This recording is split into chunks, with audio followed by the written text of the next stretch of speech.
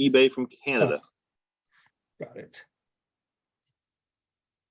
I gotta mute this quick when it comes on.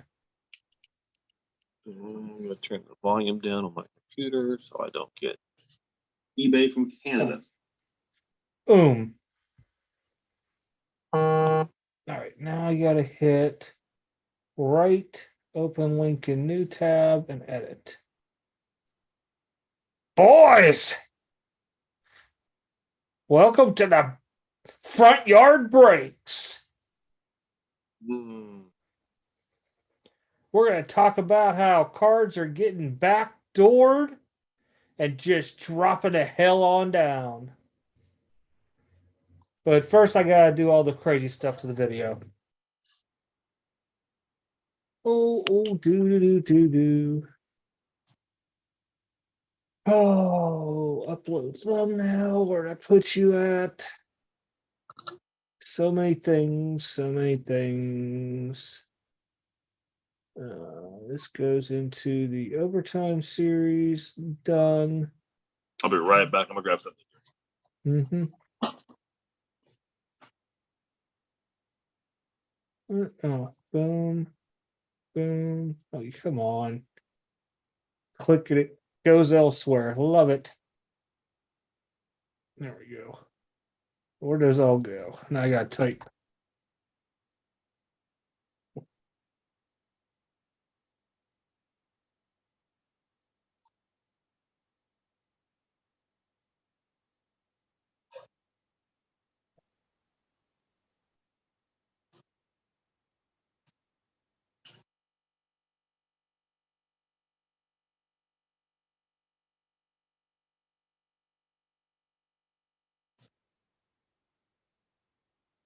I'll be on it in 1 second, guys, to where I can, if you guys are popping in, I gotta just do the thingy.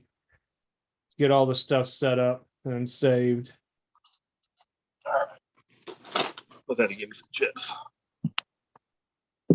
These are the best fucking tortilla chips in the world, dude. These things are amazing.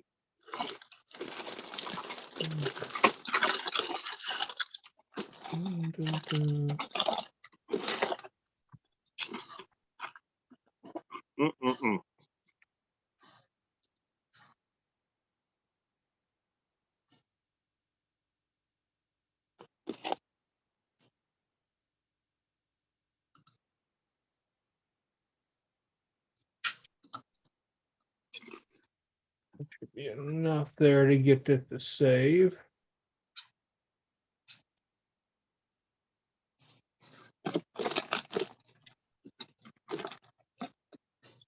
It's still saving.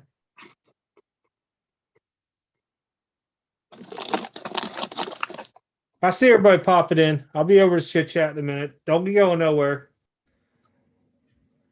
This ain't a WhatNot stream where it's just giveaway. To get like 100 people, and then as soon as the giveaway's done, there's like 2 people left. We're going to cover a lot tonight. How the card values are dropping, and people are just going to tell you some crazy stuff. You did? I did, Dan. What's up, Teddy? We're going to talk about the WhatNot and PSA little thing going on, their little connection. Because what I don't like about it is they're not a PSA dealer, and I don't know how they're doing this. It's just bad to me. It'll lead into scams and stuff. Grunt Dad, hello. What's up, Granddad? What's up, Teddy? Man, I'll tell you what, Granddad, for where you're located at, you still find a lot of hangers and stuff out there. You must be PX hopping.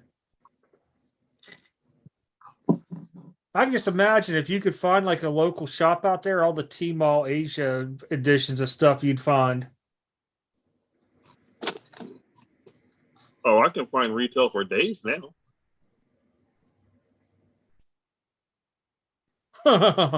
They'll always have top 5 cards out there. Look at everything bombing. This is no joke. Look at Tom Brady, Michael Jordan. Some of the biggest names in the sports are dropping. Now, I said DC Sports. And it's nothing against DC onto it. What should have sold for around $3,000. I got about 50% of it. And we're not talking like this is base PSA 10 crap I sent him. And what was bad about the whole thing is it just wasn't me. There was a bunch of people in the past 6 weeks that have noticed incredible losses. Luckily for me, is that there was just whatever was left over at the end of the year. I sent him like 16 or 18 cards, so it really didn't kill me because I could afford to take losses. But man, I'm telling you, it's coming. It's coming to be worse and worse and worse.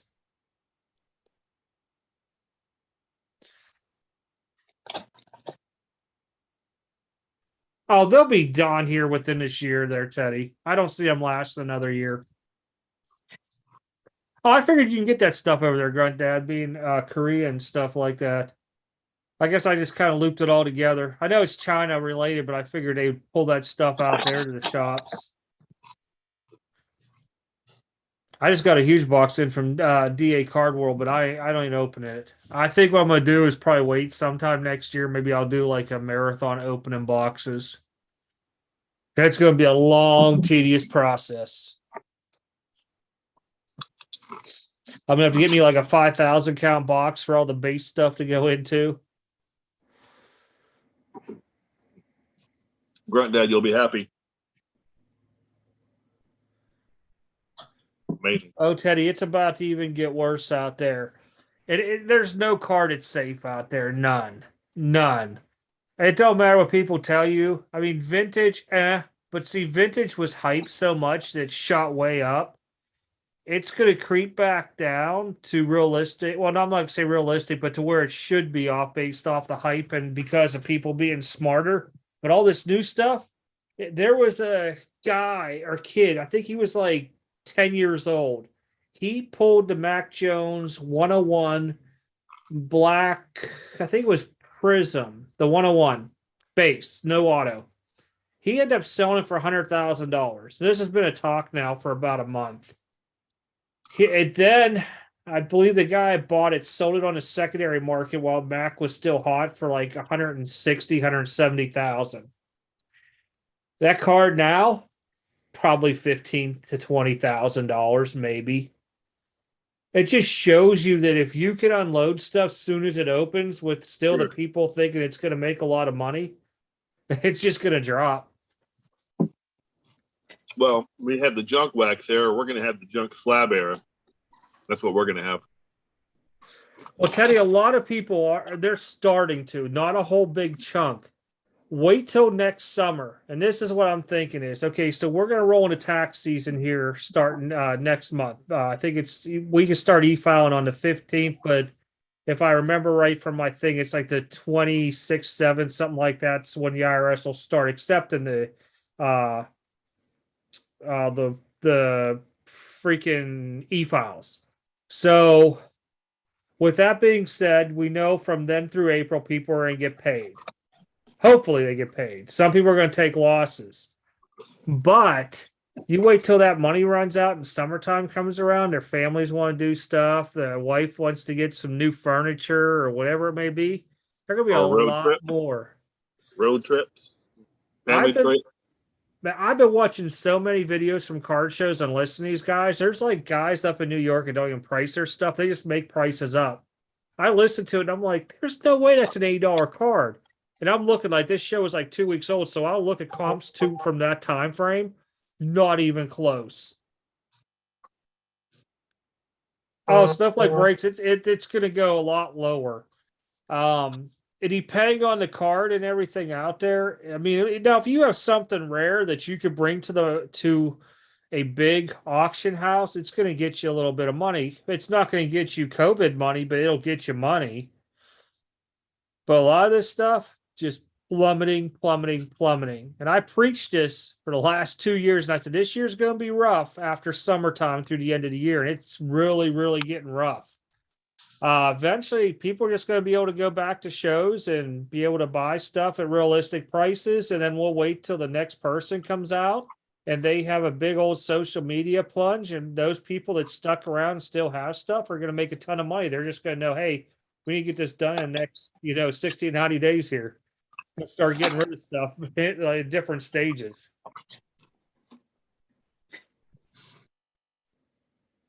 Oh, no, there's a lot of people People are gonna be hurting.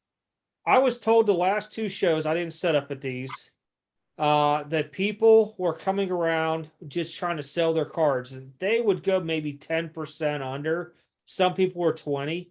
But if you're thinking about this, you're approaching a dealer. It's supposed to be licensed and have to pay all these taxes. So we're just going to use that hypothetically there. Why would I pay 80% onto a card? And even if I put it on eBay, get max value, I'm only making 8%. And I got to do the work because you're too lazy to do it. A lot of dealers are looking at, they want 50, 60% comps. You bring it to the table. Unless it's something hot, they might give you 70, 75. The inexperienced people are the ones still paying 80%.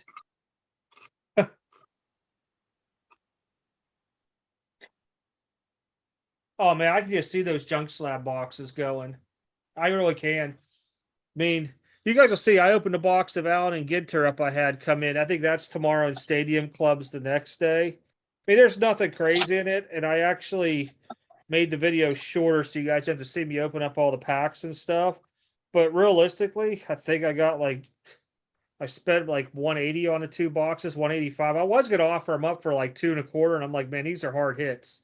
I didn't, like I said, I didn't pull nothing. I might have, what was this? 4, 10, 11, 22, $25 in just the hits.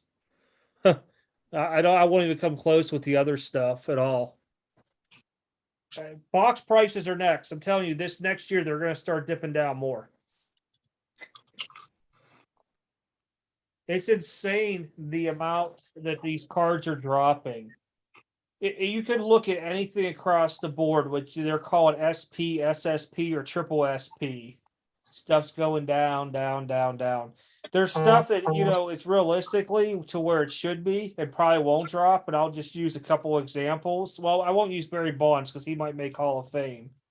But if you look at like Hank Aaron, Joe Montana, Jerry Rice, stuff like that, they're pretty much to where I don't think they're going to falter down a whole lot more unless we're talking like a PSA 10 rookie. But that'll probably drop a little bit, but the rest of it should be fine.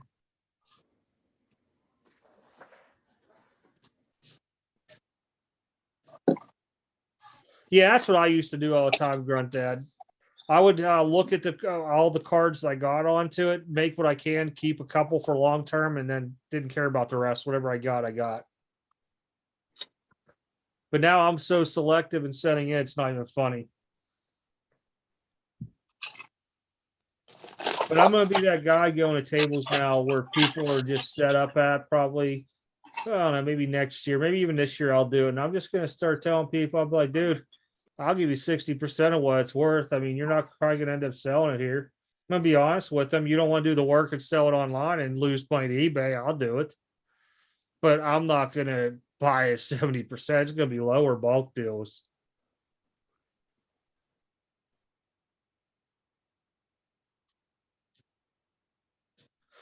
I don't know how many people go bankrupt over it because a lot of people probably didn't like take a second mortgage out and all that stuff onto it. If they did, they were stupid. Okay. If you kept within your means, you're going to be fine. But there are going to be a lot of people, especially the business people that took out those loans, that are starting to have to pay back on them now, and they might have issues with it, especially if they didn't use the loan for paying employees only. And they sat there and bought all this other crap with it. So WhatNot is now offering you could buy a card raw, and that seller will send it to PSA for you. The seller must have it, be one of them people that, I forget what it's called. They have to have like 1,000 positive rating and then like a 4.8 or something. It's some weird stuff. It's called the early like cash out option. So you find somebody on there, it's like that. They can offer raw cards. They have to do all the work and mail it to PSA for you. And then basically you go on to your WhatNot account, click it, and freaking it tells you the status. I think that is the most stupid thing out there. Minus now, if you're like in another country and you're having to pay all that shipping all around, I can understand that you're willing to take a gamble. But anybody else, you must just set in yourself, because here's the thing, you're buying a card raw. So say I buy a silver Mac Jones and the guy has like 4 of them. He could look at it and be like, I'm going to give him the worst one out of the bunch. I'm just saying, I'm not saying, I'm telling you, there's going to be a lot of stuff like that that's going to end up happening. Or like, hey, you didn't disclose this conditioning onto the card at all. Why is it not a PSA 10? Because that's all we embedded in there by PSA 10 or it sucks. I think it's going to come back and bite him in the ass. And the other thing is does that mean now WhatNot is a PSA dealer? Because I didn't see him registered on the site that way. I mean, it's a good thought process, but I think it's going to have a bad outcome. Now, if you have people like, I don't want to use guys' names on here. There's a couple people on WhatNot that have been doing bulk group submissions for a long time, reviewing cards. And I would probably trust like those two, I think maybe three. I don't know if the other guy still does it or not on there. But those guys there are always blunt honest. They're like, hey, I haven't looked at it. No idea. And they'll come right out and tell you.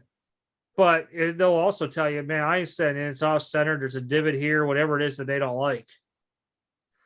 But can you see how many people are actually going to be honest like that out there? And then you got all these guys that think they're expert in reviewing cards because you want them to review your cards and you see them getting all back 7s, 8s, and maybe some 9s, few 10s here and there. No.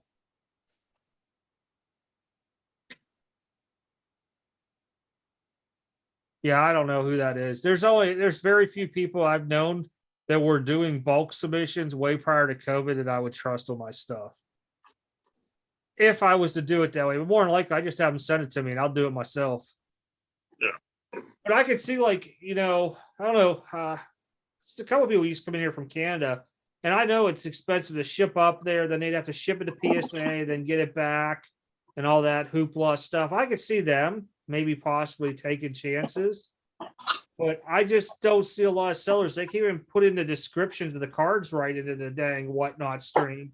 Let alone you expect them to freaking tell you what the card's condition is. They're just going to be claiming subjective. It wasn't like that when I sent it in. Blah, blah, blah, blah, blah. WhatNot's going to be in a bad experience for that. Because I just got a survey from them today. And I talked about that.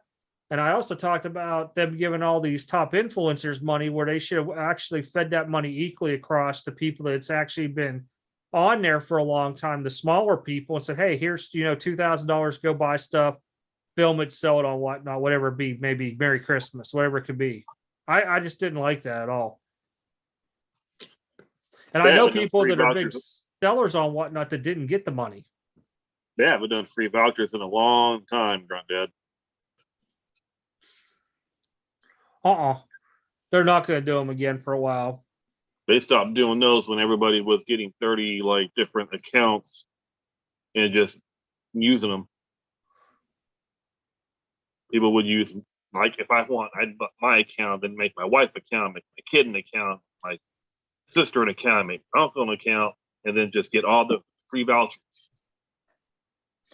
Well, I mean, basically, back then it was $20 for economy.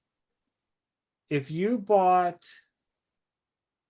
you had to get the $200 membership. Yeah, it was you got a little bit of a kickback onto. I think it was basically like you got 5 free submissions. But I knew people did that. I mean, it is what it is. I mean, to skate over it.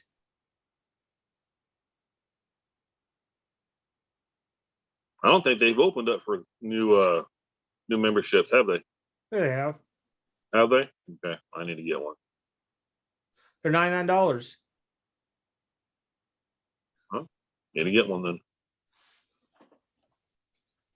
But they're not doing no tiers. They're not doing the gold and the platinum anymore. Just one fee. One membership, flat rate across the board. That's fair enough. Because I used to be the platinum because they would send me like a backpack, the magazine, and all this crazy stuff with it. But I also got a ton of stuff. But yeah, it's only $99. They've been open for a while to anybody. Because they got to have the business. You got to think stuff's starting to come back really, really quick. It's going to be really, really quick coming up next year too.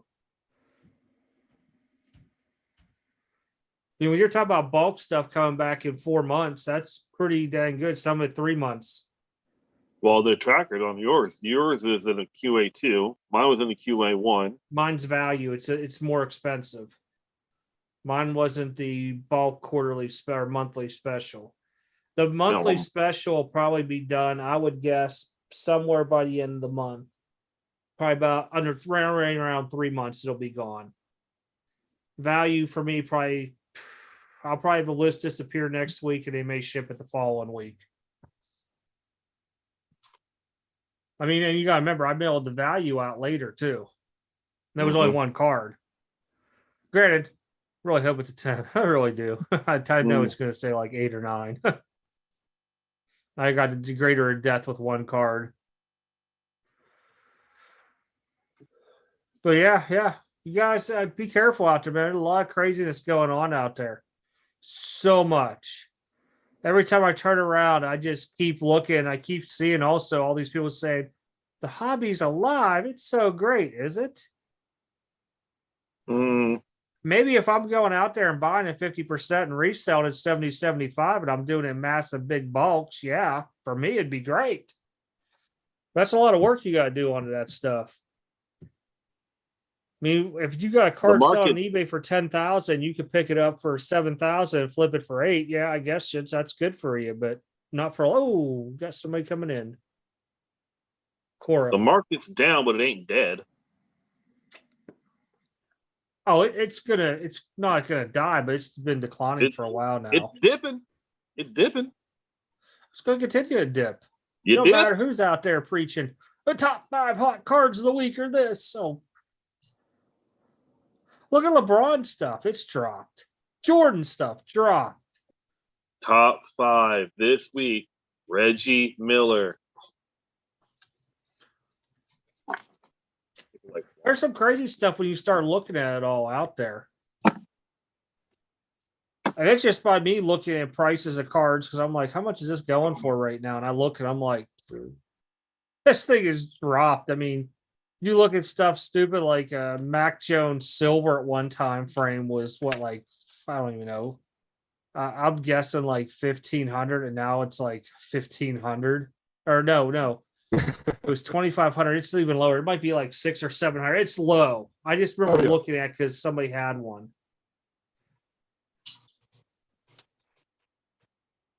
How are we doing, y'all? How are you? Yo, the workout there. What up? Nothing too much. I might sound a little under the weather here. I'm still a little sick here. So. But it's not your voice. It's your mic. Little staticky. Oh, is it? All right. Hold on one second here. Yeah, a little crackly. I was just gonna ask if that was me or him. No, that's it. That's his mic. 1 second.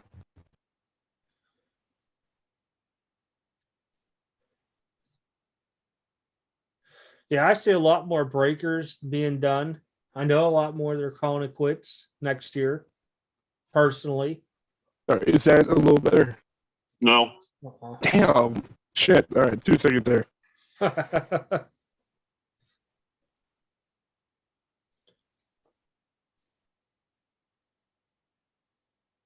No, it's going to be interesting. You know, the price of wax hopefully should go down. It'll be late next year. It'll dip down. Well, we don't the know older how the stuff's dipped down way big. We don't know what about the whole Fanatics thing still yet. We don't know about anything on that. It don't matter to me. I sat there and talked to, I guess my rep is out for weeks. I don't know why. At GTS, I have another guy.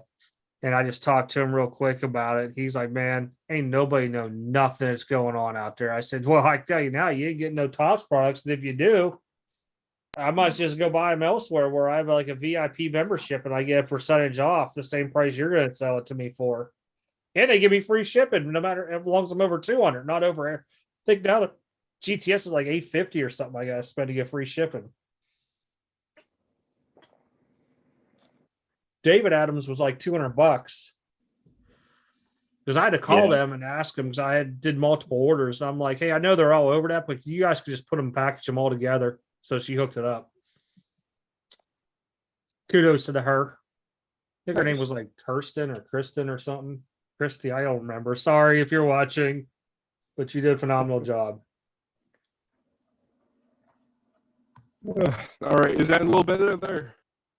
No. Jesus. All right, I'm just gonna leave the call and come back then. Jesus fucking Christ. All right, give me 2 seconds.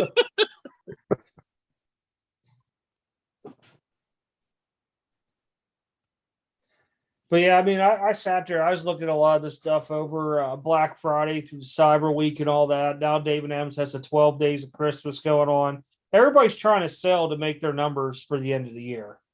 Yep. So it's not like you're going to miss anything. Dale, Hey, what's Dale. up?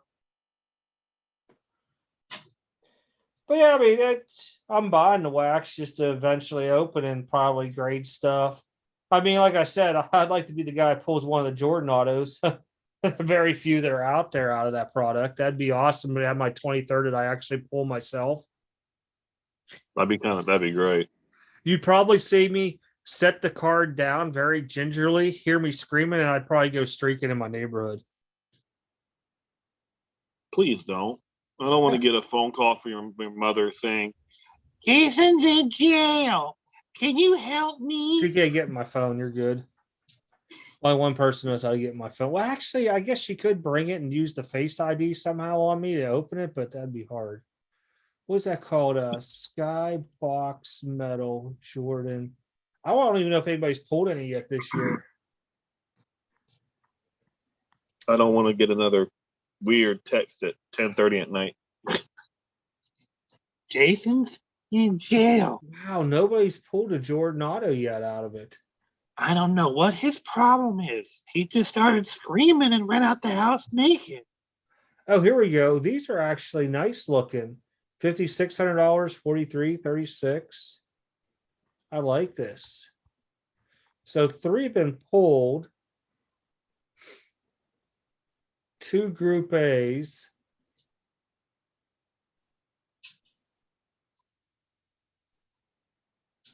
Huh.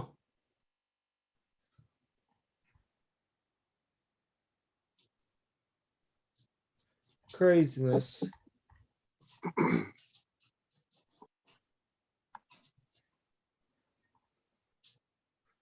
Yeah, well, Jordan Auto's going down right now. I might hold off and just buy one when it hit. When the ones are like 2,000, because they used to be like 800 to 1,000 a pop. I'll wait till they hit about 12, 1,300. Pop that last one off. I know a couple people are holding the upper deck black ones that were redemptions, thinking they're going to go back up to being like $5,000 cards. Sorry, they're really, really not.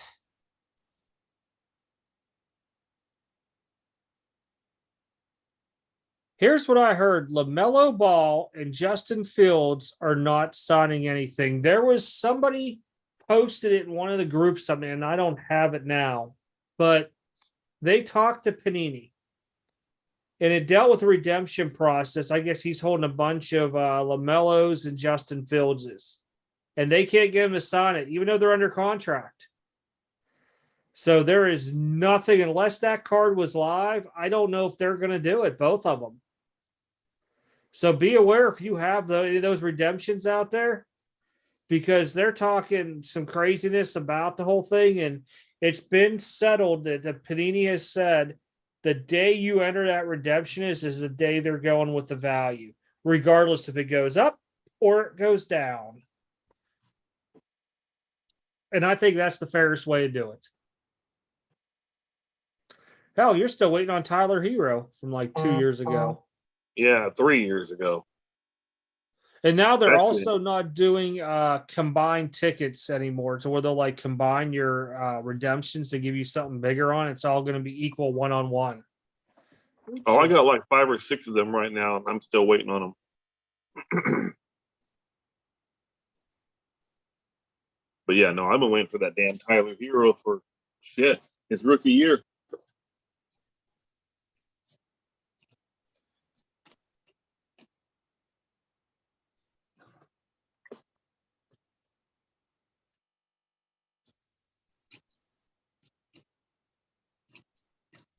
I got these 4 right here. I'm waiting on a George Karlaftis, a Najee Harris, Jameis Williams, and a Trayvon Walker, and that freaking Tyler Hero. Oh, I forgot to let him back in. My bad. Just happened to notice it pop up on my screen the other side. Oh, he's in the chat now. Yeah, I just admitted it. I forgot I had to admit back in. There we go. I think I finally got the thing to work here. Is it better? No, you did. No, you didn't. Are you joking? No. Yeah.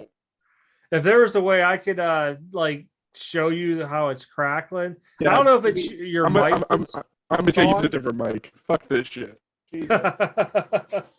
Don't even use a mic. I don't even have a mic. I'm using my phone. I'm not that lazy. Jesus. 2 seconds there. 2 years later, all those lamellas magically turn into Gordon Hayward Oz. Well, I've seen there was somebody that they were pushing out here recently. It was like Chris Kamen or something. There was a ton of them that were sent out as replacements. It was somebody bad from a long time ago. It's horrible, horrible. They're either saying take the points or take what we give you. I would just keep holding it. And I'm guessing these lawsuits that are out there against these redemptions, from what I've heard, are not getting any ground whatsoever. It's realistically going to take a court system that somebody in there, like the judge and all that, understands and really cracks down onto and is able to comprehend the whole aspect of it. Because if I was never in sports cars and I got presented this, I would be lost completely on it. We need a judge that's been like, yeah, Panini, I have cards with you right now. Where the hell are they at?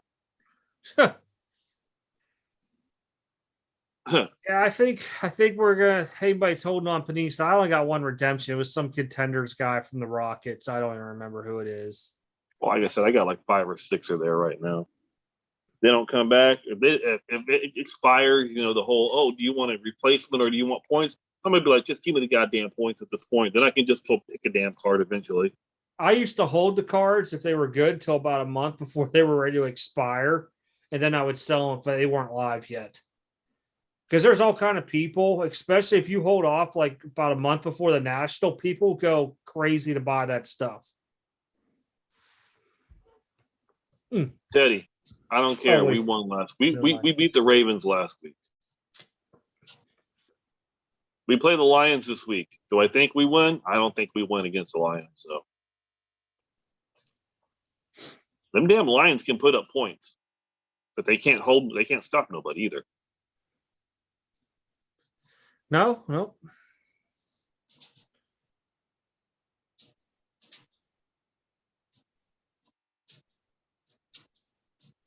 Yeah, it's gonna be bad though on redemptions.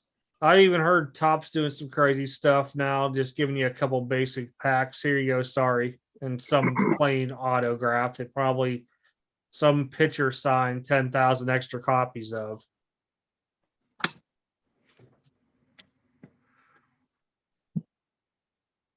You almost pray that you don't get a redemption.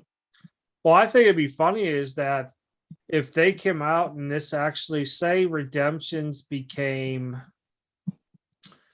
under some type of law that you weren't allowed to have them unless you physically had that card at your establishment. Because I can understand like you putting in a redemption for a free hobby box, you know, something cool like that there, because you can't fit the hobby box in the pack of cards. But but as far as, he'll sign eventually, he's under contract. I think they should outlaw that stuff. If we got regulated, that'd be so funny. Could you imagine how many products would get pushed to keep getting pushed because they couldn't get people to sign? I mean, Upper Deck, did have to push a little bit with their last one, that Skybox Metal Universe. And I can't remember if it was Tiger Woods or Wayne Gretzky. It was one of those guys there would take a little bit extra long signing them, but they still got them all. No, I can see Panini being on, we'll give you, your redemption is like a white sparkle pack or something like that. Or not, They won't give you or that. something the aspect of a special pack, like they only make.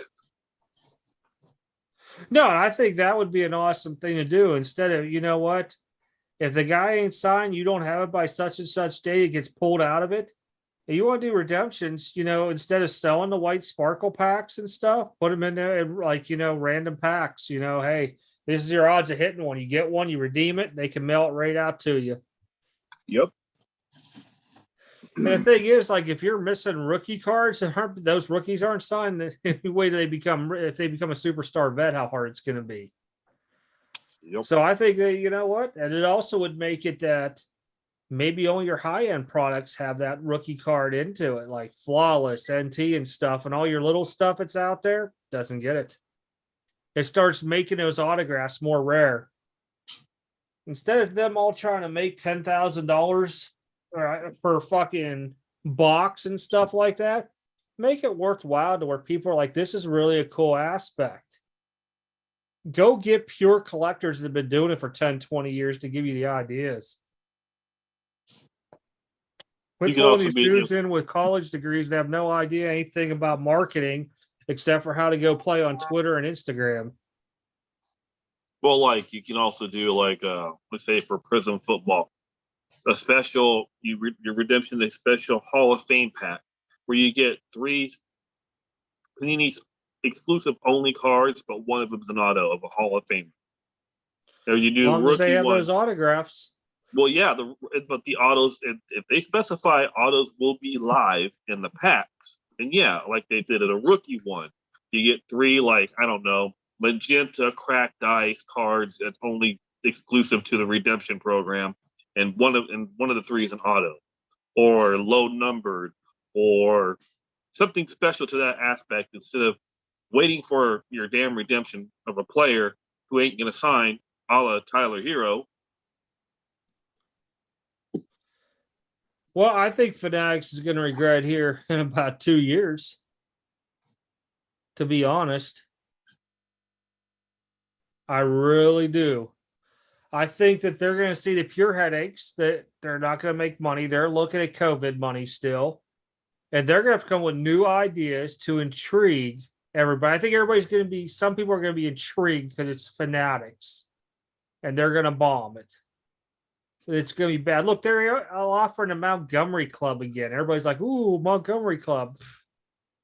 Why? So I could get my 1 box of Sapphire? You want me to pay you, what was it, like $200 membership for 6 or 7 boxes? And I think 2 of them are Garbage Pail Kids? Heck no, I ain't doing that. I don't need Jesus. I'm good. Thank you, though.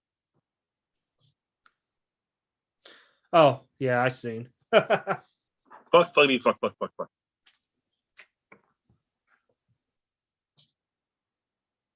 Oh, trust me, I understand. You don't understand. I get mad whenever I'm sitting there and my stuff don't work either. It's wasn't hooked up, and I do a whole video and I go to upload. And I'm like, where's the volume at in my video? Oh man, I cuss a storm up here. Oh, I think we've come to realize that our audience is more of an adult based. I haven't really seen any kids or teenagers in this, so that's why I try to keep it for later in the evenings. I know West Coast it's early, but 6:35 here. I mean, plus if their parents set up their YouTube properly, they should be under the age of 18, and you're not allowed in here if it's set up that way. See, fuck. Oh yeah, you have my frustration score with a lot of this stuff is with technical stuff, man.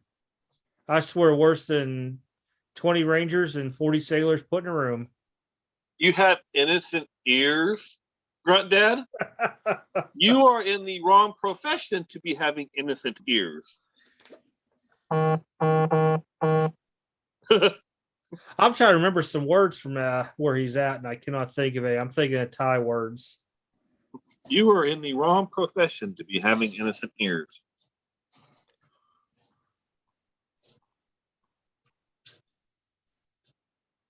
Okay, that should be saved now. There's a lot of crazy product coming out here end of the year. They're really pumping the product. Man. I just seen, was it Flawless Collegiate came out. Well, Absolute just came out and everyone's going cuckoo for Cocoa Puffs because of the whole kaboom. Absolute's been out a while for 2022. Football, no. Hmm. This is the one with Pickett and all them in it now. Well, I know. I thought they came out about a week or 2 ago. No. It came out this week, I think, and people are just going Google and Gaga because they're all trying to hit the kabooms out of there now. All right, I think I might fix it now. Finally. Hey, you got it. Holy Finally, shit, fucking took forever. Jesus. All right. Dale. Make sure you get out. Is he a prostitute? Who? Who's a prostitute here? I'm a little confused. We all are for cardboard. For cards. with For guys cardboard. on No. Oh man, I don't even know who that card porn thing is just insane. All the people out there with all their theories onto it, I just get a kick out of listening to it. It is quite entertaining. Like, who owns the account? You know, who's he like aligned with? It's very interesting. I mean, the thing is, who really cares who he is? I mean, oh no, it's not like we're trying to find. What was that gamer dude for the longest time? He only had like a stick figure of him out there. He recently just showed his face on camera. Oh, like, Dream and all that. Dream. Yeah, that's it, Dream. Yeah. I was trying to think who it was. I was gonna say a big Minecraft dude for a while. Oh, yeah. And all of a sudden people are like, well, now it's like dead. We all know what he looks like. Yeah, in the crazy thing with that originally was that there was original pictures of like him from like high school being like pre-overweight. And stuff, and everybody was just like fat shaming him and all this stuff online. I'm like, cool. Like, who cares? I mean, I don't fucking know. It was like a whole thing with like all these online personality type people. It's everyone cares, you know. It's the whole you gotta be beautiful and presentable and you know. Oh yeah. Which I said, fuck off. Oh man, I sit there, like I said, I've been listening to all this hoopla, or what's the new word, the hanky panky going on. There you go, hanky panky. Oh my gosh, I just sit there and listen, and I'm like, this has been going on for years. Where have you been? Mm-hmm. Now I will say the craziest thing I seen was who was it? Sports Card Radio getting that letter from Golden's lawyer and stuff like that. Oh yeah.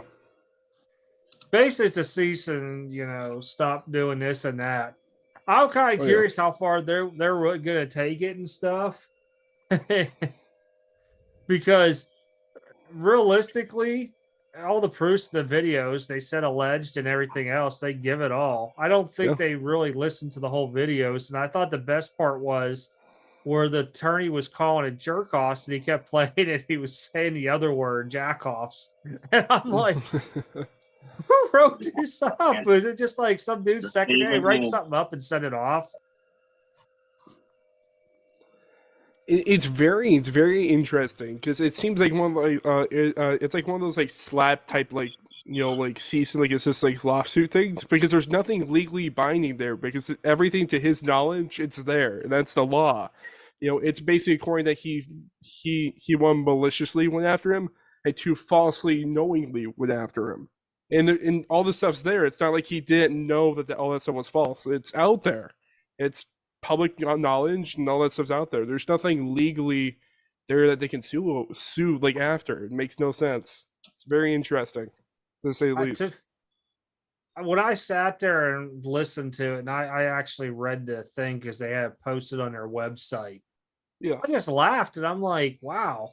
I mean, you know, I don't know if it kind of affected the Netflix thing he has going on and stuff like that. Now Netflix is kind of back out of it because they don't want to push all that stuff.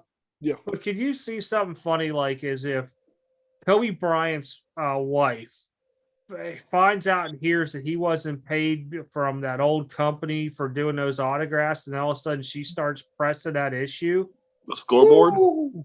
Oh yeah, scoreboard and all those like autos. Yeah. He made Kobe sign a lot of these cards and he never paid him for it. So if Vanessa Bryant wants to get really, really raw, oh really? You never paid my husband for this? Okay, let's bring this up. Yeah. Well, you guys gotta remember though, Sports Card Radio, they put a show on. And if you ever get to like listen to them on somebody else's stream on a podcast or something like that, they're very mellow guys. I'll be right back. They're not like what they go on the videos and do. I mean, honestly, maybe they get ruffled up every now and then, stuff like that. It could happen to anybody out there, you know, ruffle the wrong feathers and stuff. But I actually enjoy it because originally they did a lot of work with the blowout forum section on all those trim cards and all that stuff. And they helped put together some of the biggest busts out there prior to COVID, which, was good. It seems like it's like a mix between like all the like busting like scammers and all this type of stuff mixed with like mainly like entertainment stuff. It's not like directly one or like the other for sure. It seems like it's like a mixture of both to like get the good viewership, good stuff in while still, making influence in the hobby in a positive way in many ways, I would say. And that's what's correct. They do put out good, accurate information onto this stuff. A lot of times they're reading right off of documents and everything else out there. They do their due diligence in finding stuff out there. Oh yeah. And they've educated the hobby prior to COVID for many, many years. They actually put together kind of like before group break checklist came out and cardboard connection and all that. Theirs was the place you used to go to get a lot of your checklist off of, because they would compile off of the PDF versions that Upper Deck, Tops, and all that was doing. And for the longest time, I mean, you're going to have people that love you or hate you out there, regardless of who you are. It's just everybody's personal demeanor out there to begin with. But they put out a lot of accurate stuff out there, as he said. Oh yeah. I enjoy it because they add kind of like, and it's nothing like bad when I say this, kind of like a Saturday Night Live skit theme to it, which kind of makes it amusing to me. It helps keep my attention. So if I'm watching somebody's 10 to 15 minute video and they're very monotone and they don't have a personality behind it, I get bored very, very quickly. Yeah. To where their tone of voice and everything, and I don't know if like Saturday Night Live skit is the appropriate or the way to really talk and say it, but they present it to where it keeps you interested during the time frame onto it. Yeah. And that's what I like mostly about it, because I mean, there's times I'm very monotone on the stuff like that there too, but that's more my personality. When you sit there and you watch some of these other videos that people do, and they're just in front of a face cam talking, it's very dry. And I think somebody said you need to brew need some Red Bulls when listening to some of that stuff. I mean, they put out good information, but it's so long and drug out onto stuff that there's no feeling or emphasis into the words they're saying. And it's kind of like they have like everything wrote on a board in front of them, and they're just reading like, you're in like second grade reading class and you're reading out loud to the class, like whatever it is on that page. It's very, very interesting. They actually draw like a big parallel for me between there's a crypto YouTuber out there. His name's like CoffeeZilla. He basically exposes a lot of the crypto scams like FTX, all that stuff that everybody's been hearing about with the whole Tom Brady stuff. And he does it in a very similar way. He's like comedic, but then like he's down to the point. He really does this thorough research. There's always a good section on YouTube for guys that are informative, comedic, and are entertaining. I think SER to some extent fits into that for sure. But for the card hobby, to say the least. I think they're overall good for it because the information they've had for it. I'm sure if they're watching, they'll correct me. I think it's been over 10 years that they've had that website going up. And there's been a lot of information that's flowed through it to begin with. And, telling, what they know is facts offhand, and they may give their opinion on to how they feel onto it. Just like, I could be on the phone with somebody giving my opinion. Other people are just recording it out loud onto it. But if you really look prior to, let's say 6 months into COVID, there weren't many people doing videos telling people, watch for this, look for this so you don't get taken.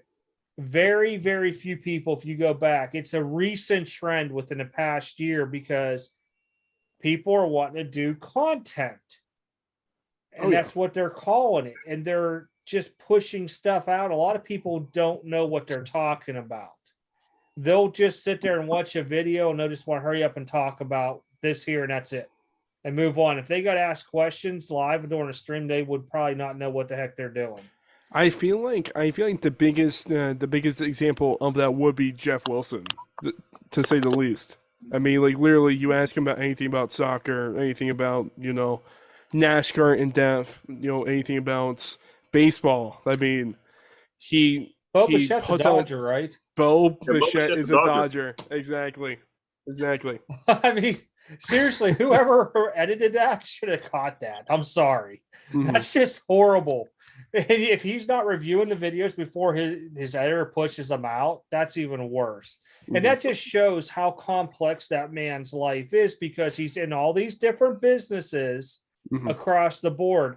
And don't worry, he got laid off. How much he spends per day or per week that he allocates time for sports cards versus everything else, because he has a lot of other people that are working in there.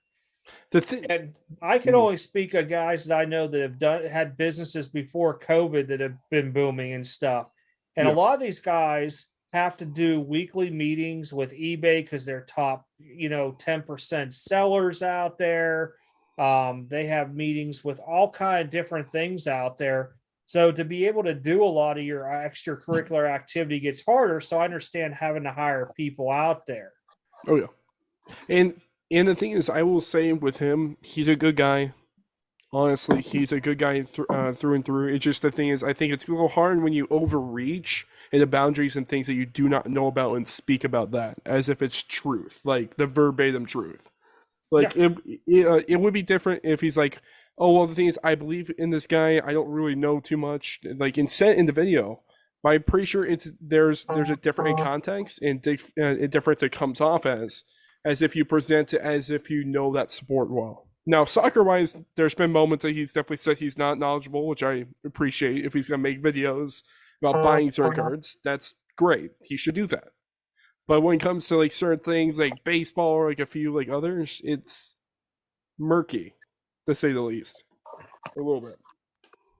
Hey, yeah, and that's what I was kind of happy that they actually talked about, some of the videos I've done and stuff like that, and giving me props for, from somebody that's been doing it longer than me. I was like, wow, that's really cool.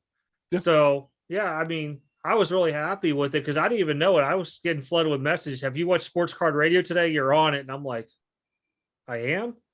And it was just them talking about a video I did here or there and stuff like that there. I think they did it was like 2 or 3 times, but it was really nice to do that because then they talk about my channel and they, people see it. They might like it. They might subscribe, watch more videos, whatever. Oh, yeah. But hitting to what NASA said, that these content creators are banking literally on new folks to the hobby that have not educated themselves about YouTube hobby world. That's correct.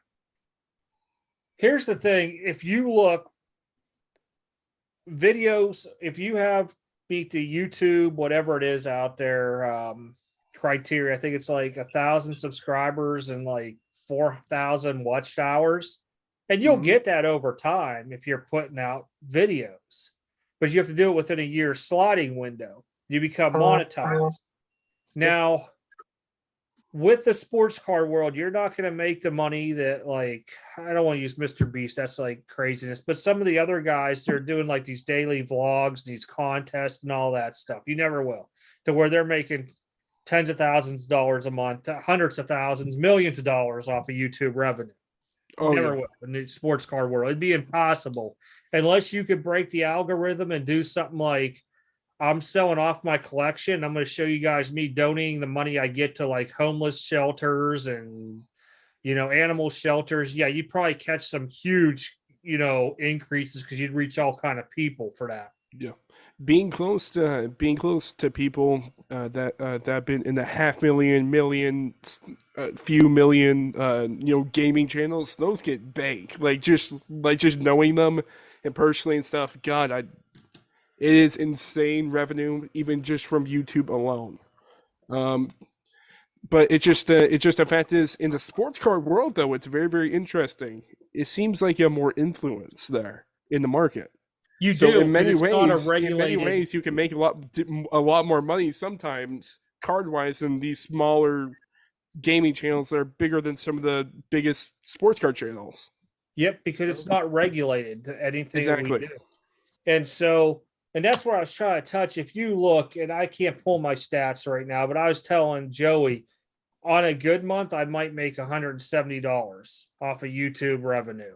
Now I still have to pay taxes on that end of the year. And if that money will say would increase my tax bracket for my regular job and then my retirement, then I have to come up with the extra money onto it.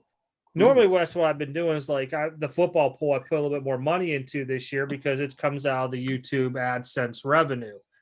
But I start looking at what I'm making, and I can't, you know what TubeBuddy is and vidIQ, to where you can see other people's stats. So I know offhand how much, roughly that Jab's family's making, Jeff Wilson's making, Pac-Man's making, Roth Cards is making, whatever it may be without their sponsorships and stuff like that out there. And that's why I joked around in one video saying this video is not sponsored by Manscaped, so we're not talking about balls today. Because everybody's out there, like every video they're doing is being sponsored by something.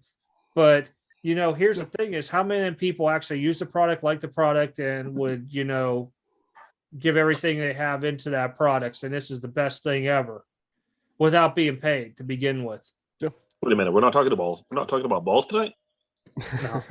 Unfortunately. That's a good month, Grunt Dad. I think this month I was 106. If I recall right. Last month was like 130. It's nothing crazy that I make off of YouTube revenue because at the end, I still got to pay federal tax, state tax onto that money. So we'll just say, was that about 24 I have to pay because of what tax bracket I'm in, plus, whatever state onto it. So it's not like I make crazy money off of YouTube. Yeah. I almost was going to do a video to show everybody that stuff because I know a couple other sports car guys that did their YouTube things onto it and they're making, $1,500, $2,000 a month.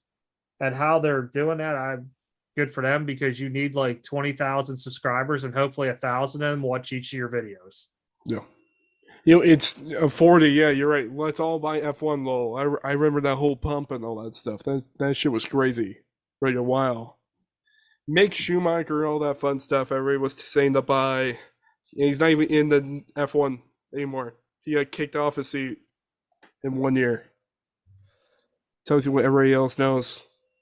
It's crazy. I'll tell you, that's why a lot of people, if that's paid sponsorship, they'll take them. I've turned so many down. I'd rather you send me your product and I'll review it for you. I'll tell everybody what I think. And we've seen in the past where some of them people have fought back because they didn't like my reviews. Sorry. I'm just being honest with you. And some of the ones just want you to be an affiliate partner so you can make money off the sales because of your code and all that. That's why I don't push my WhatNot codes in every description. I tell people every so often about it, but I'm not going to force somebody to go sign up for WhatNot. It's there. They get $15 credit, and I believe they give me eventually after their first purchase, like 3 to 4 months down the road, I get a $15 credit or something like that. But I'm not going to sit there and push that stuff nonstop.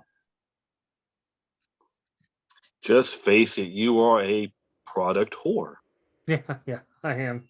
Most of my videos are sponsored by ExtremeCarBreaks.com. Right now, there's 5 cards on there. Check them out because the Hank Aaron autos will be disappearing come Monday. See, look at you are the He's shilling right now. You are the new Kenny Golden. 5 cards. You've got 5 cards in there, ladies and gentlemen. 5 cards. I will add a 6th card. Cards. That's right. I will add a 6th card. Wait. I'm going to go look right now at my channel. Let me see how many people have gone on right now to look at it. Don't you all be jumping on now either. I have no visitors in my store right now, 9 for the day.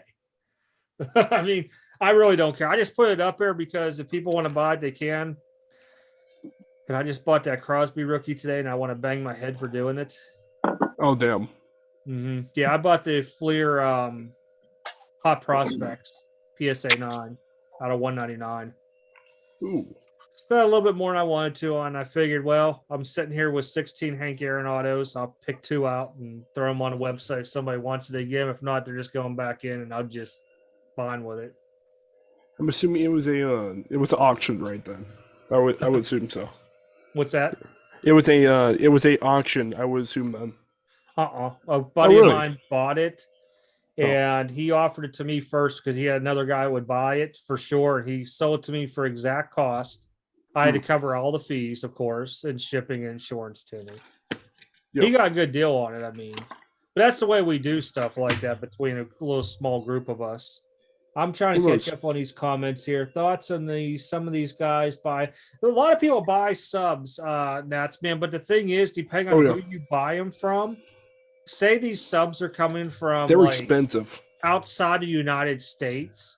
YouTube's will clear out dead accounts very quickly. So you'll notice somebody's at like 5,000 and they'll be dropped down to like 50 subs. That's why. Offhand. Now, a lot of times, a lot of people get pegged like maybe beginning of the year, you'll see me whatever I'm at now. I might drop 500 subs because those people don't watch YouTube anymore. They call them inactive accounts and they don't count against you. But people buy them. I think that's ridiculous offhand because you could market your own videos. I used to do it all the time. I'd post on Twitter, Instagram, LinkedIn. I mean, there was like, I think it was an 8-site checklist I used to post my videos on. And I could easily get 1,000 views off it by doing that. But what I learned was by doing it, it wasn't helping me out at all.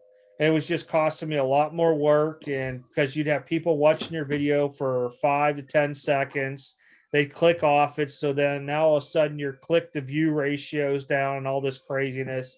So I just stopped. I just post it. I don't even care anymore. Oh, yeah.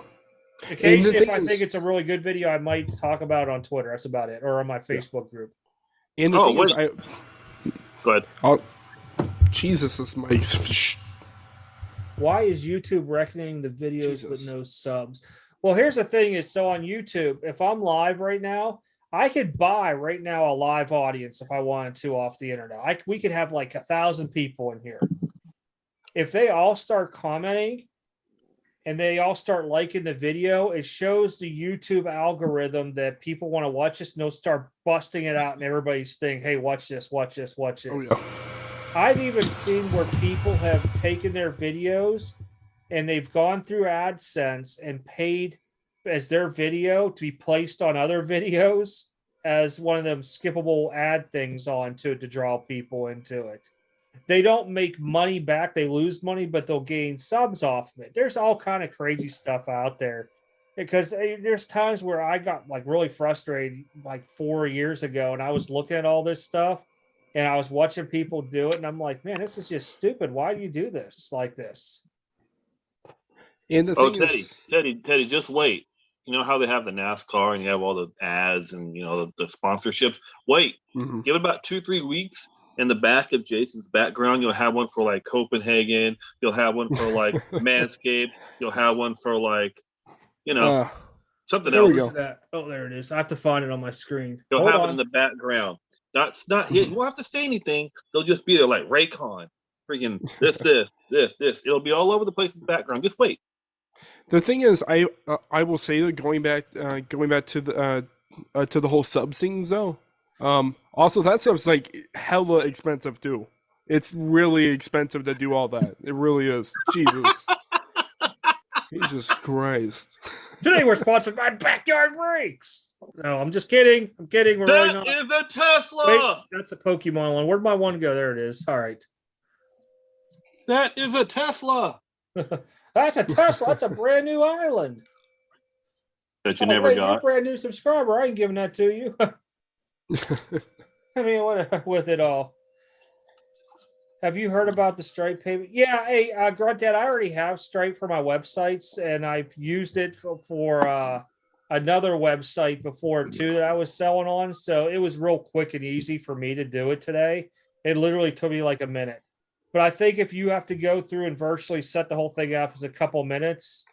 The only thing with Stripe, I will tell you, is that once it processes the payment, so like say I got paid for a card today, it's not going to release the funds till probably Monday to me. And if I would sell it on Monday, I probably would see it Wednesday at the latest Thursday. It's just the way Stripe is. And you have to, your first payment, they didn't say this. Your first payment on Stripe is going to take about 2 weeks to process. After that, you go to the 1 to 2 day processing after that. Because I know G1 uses the same website I do for breaking and selling his spots. And when we all got banned from the Shopify payment processing because they were calling breaks gambling, which it was, we had to go out and find a new one. And I got Stripe, and I was talking to him about it. He got it, and I'm like, dude, I'll go on there and buy $1 filler buck. I ain't really worrying about it. Just so, because he was going on vacation over Thanksgiving, I believe it was last year. That way, by the time he comes back, he'd get the payments rolling right through like a regular person. Well, Grunt Dad, you got to have the right equipment for that. I don't know if you have the right equipment for that. I mean, you might be able to walk around with a banana hammock and maybe get the wrong kind of views, but that's on you. It sounds entertaining, though, to say the least. I mean, goddamn. Jesus. Yeah, but I'll tell you, it's really crazy, the whole YouTube thing, and then placing the stuff onto here. And then if you're looking at other people's channels, you're like, why are they getting all these views? Are they buying them? What are they doing? How are they getting these? I just stopped looking at other people's stuff, and I've always just, past 2 years, concentrated on myself. Yeah, it's a common thing for basically YouTube in general. A ton of people just basically compare themselves and stuff. And you're your own thing. I mean, you can't really compare yourself to channels in that same section even. It's not derived off you. It doesn't derive off your own success. You're having success at your own thing. It's not something to be gauging yourself on. That's why I try telling everybody to join Discord. Come on here on an evening. Introduce yourself, people. Maybe you get some other people who want to follow your stuff and that. Mm-hmm. And I welcome anybody who wants to invite me on. I'll come on. I don't care. Well, within a, I would say there's a couple people I wouldn't join their stuff. Just because I have standards on different things. Like you wouldn't probably ever see me on Jab's family. Well, this is coming from the guy who wanted to take a sign and stand in the corner that says, "Have you seen Jab's family?" Listen, that's because he lives where I grew up at. He's not from my area. He grew up near Pittsburgh. Okay. Right? I don't want to put a whole lot of his personal information out, but where his house is at is from where my dad lived for a while, is right up the road from it. And the only reason I found that out because I was joking around asking people about it, and somebody actually knew who he was from one of the local establishments out there and said something about it. I'm like, oh, y'all know him? They're like, oh, we don't really talk to him. He has a brother too. And I'm like, oh, okay. And he's not like, if these guys would be the in crowd, he's definitely not part of it type deal. If they were like in the popularity club, he was not in it. Gotcha. But yeah, I mean, my idea, I was telling Joey, I was gonna we'll go back to my mom if she wanted to sell her house, take like a week off, help her clear it out and stuff. And I was gonna go up there and I was gonna make a video of me going to like the Pleasant Unity playground and holding the sign up saying, "Jabs, where are you? I'm looking for you, buddy. There's a bunch of people who are still missing their monthly subscription packages and they're bugging me, and I don't even know you. Jabs." I was just going to go everywhere in that whole town and just do it just for fun. Hey, 40-something. None of us three were buying the Lucas at $1,800. I was selling them at $15. No, I'll tell you that right now. None of us were doing that. We knew better than that. This is no joke. I didn't know Luca PSA 10 bases were like $800 till one night I was sitting in a Raz room and I'm like, whoa. And see, I probably mailed in like 20 or 30 of them suckers, right? I think I hit like an 80% PSA 10 rate of what I did, something crazy. All of a sudden, I started posting on my slabs like every couple of days, a few of them, and they would pop within 15, 20 minutes. Gone. Because I was just like, oh, they're selling for $860. I'll put it on my slab. It's $750. That pays for the card plus all my grading fees I spent in these things plus profit. Yeah. The silver prisms, that was funny. I went to a show right before COVID, and a PSA 10 silver Luca was selling at $900. Nobody would even give me $700 cash for it. All of a sudden, I started getting all these. You still got those Lucas silvers? I'm like, yeah.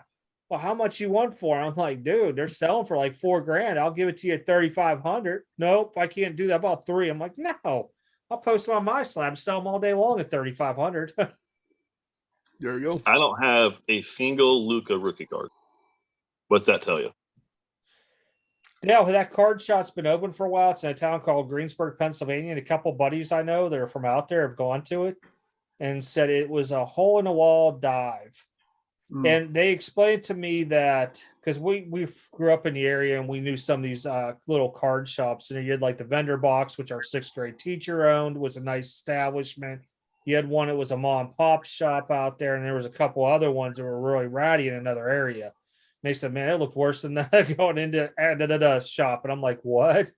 They said there was like nothing really in there. And like these like value boxes were just way overpriced. Now, this was probably like, I don't know, 4 or 6 months ago, maybe even longer. I can't even remember. It's been a while. But they said it was bad, very bad. I will say, though, that'd be a great video to see you just, on the street corner there holding the sign up and stuff. That sounds like a great... It's like those, it's like those, God, what is it? It's like the vegan, like... God, awareness, like people like anti-protesters and stuff. It's like, they just spit out jokes the whole time. I had it all mapped out. I was going to go to Lathropes Airport. There's a big sign there. And basically I could park across the road from it, walk over there, the sign, and have like my mom or a buddy of mine record me doing it and stuff like that there. I was going to go to like Joey O's Pizza, Greater Lathropes High School and stuff, to St. Vincent College. I mean, I was going to go all over just to make a funny video that I was out there looking for him and I couldn't find him anywhere. I mean, it was probably going to be about 10 minutes of me just going different places and being like 20-second clips of going, Jabs, Eric Jabs. Anybody know? I'm trying to find Eric Jabs. You know, Eric Jabs? I was going to walk on people on the street and ask them. They probably thought I was crazy. Damn. The last part of the video, you should be getting handcuffed, put in the back of a squad car. I'm just looking for jabs, and then get thrown in there. I could have done that too. I worked for the state police in Greensburg at one time frame before I left for the Army. Oh, I did not see that. Speaking of vegan, did y'all see Beyond Meat going bankrupt? Did not see that. What? Who? That was crazy. Who is Beyond Meat? Beyond Meat. They're What is they're the leading distributor of non-meat meat products. Are they the people that made the Impossible Whopper? Yes, it's those same people. It's like the Impossible Meat and all that stuff. I'm sorry, I tried that Impossible Whopper and I about wanted to puke. I even asked for extra cheese on it the second time. I thought maybe it was just me. People are like, oh, it tastes just like a Whopper. It did not just taste like a Whopper. The grease on it kind of like made it that way in a way, but it did not taste like a Whopper. So, okay, hold on. 40-something. Yeah, we weren't the ones buying any of the hype. No. We weren't buying the hype. We were selling at the hype. We weren't buying at the hype. I never did. I was the one warning people about the hype. Don't be buying this crap. Yep. Yeah. No, I barely bought in the 3 years 2 years of COVID. And when I did, it was a lot of raw stuff that I was grading, and I was turn for profit. That was about it. Some of the stuff though I bought was for PC, but I had to stop buying because stuff was just getting too stupid in price. Yeah. No, I mean, and my wax boxes were only coming because I used to have an allocation from a breaker as being a breaker. All the stuff that I was moving was stuff that I already had, and I was just getting graded and moving that way, or I'd get break. But I was not out buying Lucas. I was not out buying Zions. I was not out buying Jaws. I was not doing all the hype. Yeah. I think the only thing I really bought that was big, besides like the Crosby pieces I bought, was that Hank Aaron 101 cut auto, and that was only like $1,000. I don't even think I bought some Jeter stuff that I graded, but the only reason was because Jeter raw to grade it as a 9 was like a 2X. Yeah, and I was loading up on slabs that I was getting done, and I eventually traded a bunch of slabs, like 100 slabs, to get a Jordan PSA 8 rookie. So it's not. So it's not like I was, we weren't out buying the stuff like that. No. Yeah.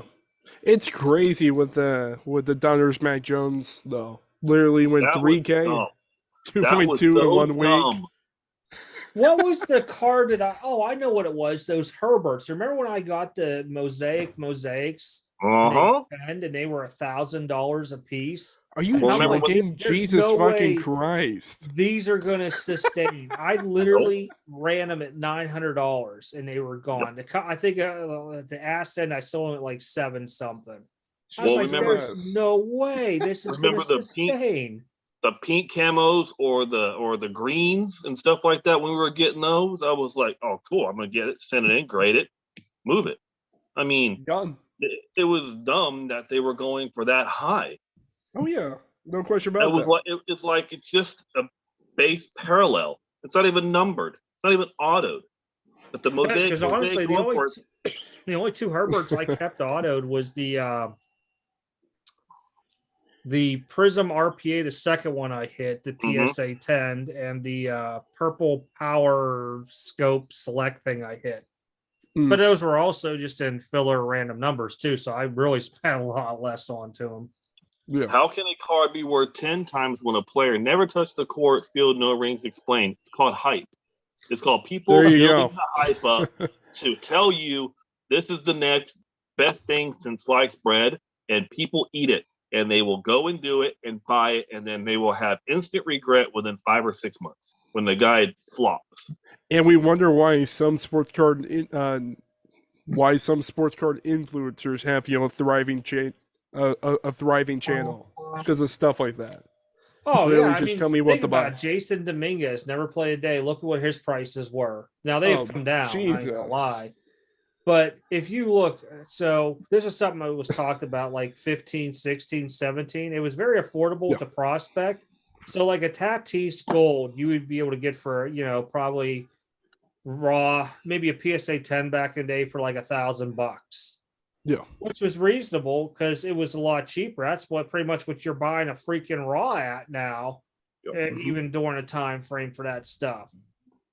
If back then you could afford to, a lot more people could afford to prospect. Now you can't. You pull that card, you might as well sell it. Who cares if he goes the next big thing? Like I said, that kid I think he was like 10 or 12 years old. He pulled the Mac Jones 101 Prism, non-auto, sold it for $100,000. Yep. It went on to somebody in the secondary market who bought it off the next person for like 150, 170. Okay, 170. Okay. I knew it was up in there. And realistically, that card is probably $15,000 to $20,000 at the most right now. And I just don't see buying a 101 like that there. Because I remember Bates pulling the 101 paper Ohtani out of the first case he had. Of course, I had the Angels in the next 2 too. Damn Bates. But it happened. But at that time frame, I think somebody offered him, because everybody was out chasing the 101 auto. There was like a huge bounty, like $80,000, $100,000 by, I think it was either Leighton or Blowout was offering for the card. There was a bounty, like they had a wanted poster and all that stuff out for it. Yeah. I think the guy got like $2,500 from somebody for it back then. That was really good money. You couldn't pass that up. Bob, don't feel bad or guilty about selling the card at the price you did, because you didn't set the price. You didn't set the line. You were following the line. So that's the difference. If you feel guilty about it, I'm sorry you feel guilty, but you're not influencing the line. You're not creating that line. You were. Everyone was following the line. Yeah, people were buying it because, hey, that's what they thought was doing. They were watching their favorite person out there saying, hey, tweeting this and Instagramming this and YouTubing this and buying into it. Anybody was in for a while knew, just like you said there, is this really even real? I couldn't believe it when I started getting paid for this stuff. That's why I was doing it on my slabs, all my graded stuff, because Greeny and them guys run a tight ship. You can't do chargebacks unless it was like something crazy. And plus I paid the insurance on everything too. So if that thing got ran over and got broken in half or whatever, I was fully covered on all that stuff. But I was scared for the longest time when I was selling, like, how quickly am I going to start getting chargebacks? That's why I started using consignments and everything else. And don't get me wrong. I mean, we do talk a lot of crap about like Ken Golden and stuff like that here. But realistically, if I wanted to sell one of my Babe Ruths or my Jordans or something like that, I probably would use an auction house like Golden or PWCC because I know it would maximize what I can get onto it because of how those buyers get their accounts. And like for Heritage, I think it's Leland's auction house. And I think Heritage did the same when I first signed up. Like they ran a credit check on me to give me a limit of what I was allowed to bid and spend. And then you have like from the day it ended, I think I had 30 days. I remember Leland's was 30 days to pay off whatever it was onto it. And if they're doing the same thing on those there, I would rather have that than trying to attempt to sell it on eBay through somebody that just keeps getting return, and worrying about, is this guy going to return it to my consignor, blah, blah, blah, blah. Because that would suck. Because just think about it, 90, 180 days goes and that car drops 50 to 80% of what somebody did and they want to do a return. Like, for instance, we were talking about 40-something was saying something about never touch the ball or anything like that. Look at last year's Bowman Chrome when Khalil Watson was like the biggest thing out there. Oh, man, that guy dropped so quick. Khalil Watson, everyone was like, you got to get him. You got to get him. He's the biggest card. He's the biggest prospect in the set, blah, blah, blah, blah, blah. Mm-hmm. Cards were going for a stupid amount when they first came out. Now they have dropped so much. He didn't do very good in the minors. I think he got kicked out of a couple games. I think he fought almost an umpire in one of them. But it ain't. I mean, people. It's a gamble when you start doing that stuff. Oh yeah. You think, oh, he's going to be the next. He's going to be the next. Aaron Judge. He's going to be the next Babe Ruth. He's going to be the next. Tom Brady. The next Jordan. That's the thing. He may be. If you miss the boat, you miss the boat. But at what cost are you going to keep trying and make sure you get that? I think right now, like I said in the past year, it's safe unless you're really looking to flip cards. But now is not a good time to flip. It hasn't been for a while. No. If you buy because you like and you enjoy it, and then you see some stupid price come out there and you sell it, that's good for you. But if you take a loss because who can I use? Trey Lance got hurt. And he still hasn't played really a game of football out there. And now you can buy his autographs for like $200-$300. That sucks because you were buying it at the height. I don't ever listen. If I hear people hyping a card up, it comes off my list. Nope. I have usually around 40 cards every year that I look at trying to buy. And if I can find one or two, I'm very happy at the end of the year. But as soon as I hear somebody talking about it, I put a big green highlight onto it, meaning do not buy this card right now. And then I'll re-look at it a couple months later. Yeah. Look at Ben Simmons now. Oh, sports card investor, like buy him. Buy during the hype, buy. The guy can't even score 10 points a freaking game now. Yeah. He fouls out more than he scores points. Just saying. I mean, one thing that you will understand on this channel, guys, we will never, ever tell you who to go buy. Because we don't want that on our conscience if it doesn't work out. Nope. No. That's why I stopped showing during the hype a lot of stuff I was buying to just do that fact. Yeah. Because I started having people saying, oh, man, I saw you pick up these guys. I just picked up some. And I'm like, dude, I picked them up to grade because I'm going to get 10s and I'm going to sell them and I'm going to make some money. I'm going to stick it in the bank. I'm going to pay this off, whatever I was doing, right?